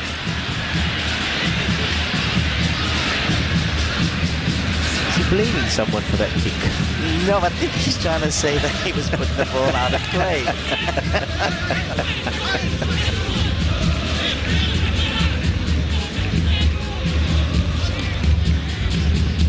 Is there a consolation here for Quảng Ninh? It's still alive. Hello, Sergio, the first and only one to react. Portuguese finds Plache. Pacheco decides he wants to run forward. He wanted to join the attack. Plache, lovely ball for Lerby Eliandri. Lerby's got the strength. And Lerby. Well, nice physique. Certainly a threat when you're in those areas. Just puts one core off balance completely. Nice little step over. You can see the idea, the execution was off.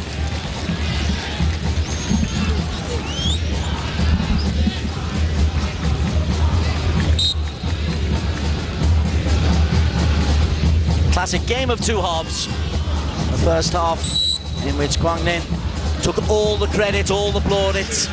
Silvano Kagura's half-time talk, producing the desired result within 60 seconds of the start of the second half. That goal was so important. It changed the mood, it changed the complexion, it changed the attitude, changed everything. Yeah, the approach was absolutely different, especially to get a goal that early after trailing for a whole half. Then you get another in a quick succession. That really helps how you go about, and they just built on it. There was no reaction from the opponents. Bali United just went on to try and get more and more. And credit to them in the second half. It's been a performance of mental toughness. It's been a performance of showing reaction. And whatever said at the halftime by Silvano Kagura, clearly he'll take a lot of credit out of it. I bet it wasn't nice.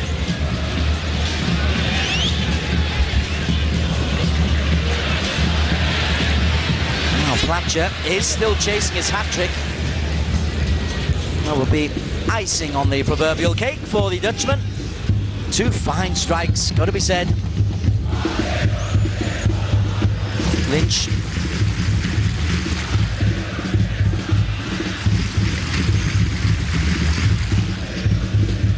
Will Jeremy Lynch have enjoyed his battle with William Pacheco? Van Quart still trying to get forward, still looking for a consolation. Winsar. Carlos Sergio a little bit aggressive into the tackle.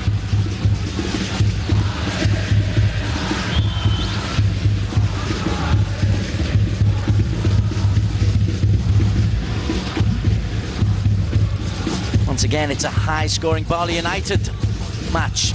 We must keep having them on Fox. Driving forward is Jiang. Ooh, it's Jiang who's getting the telling off here, Stanley Bernard Samuel.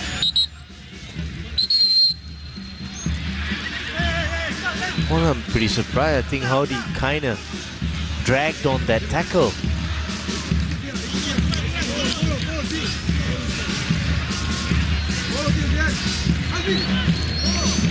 Corner kick though, as they chase what would only be a consolation goal on a difficult night for Quảng Ninh. The header from Lynch is just wide. Again, he's saying I was being dragged, I was being pulled. Shirt was being ripped off me. And all ends with a handshake.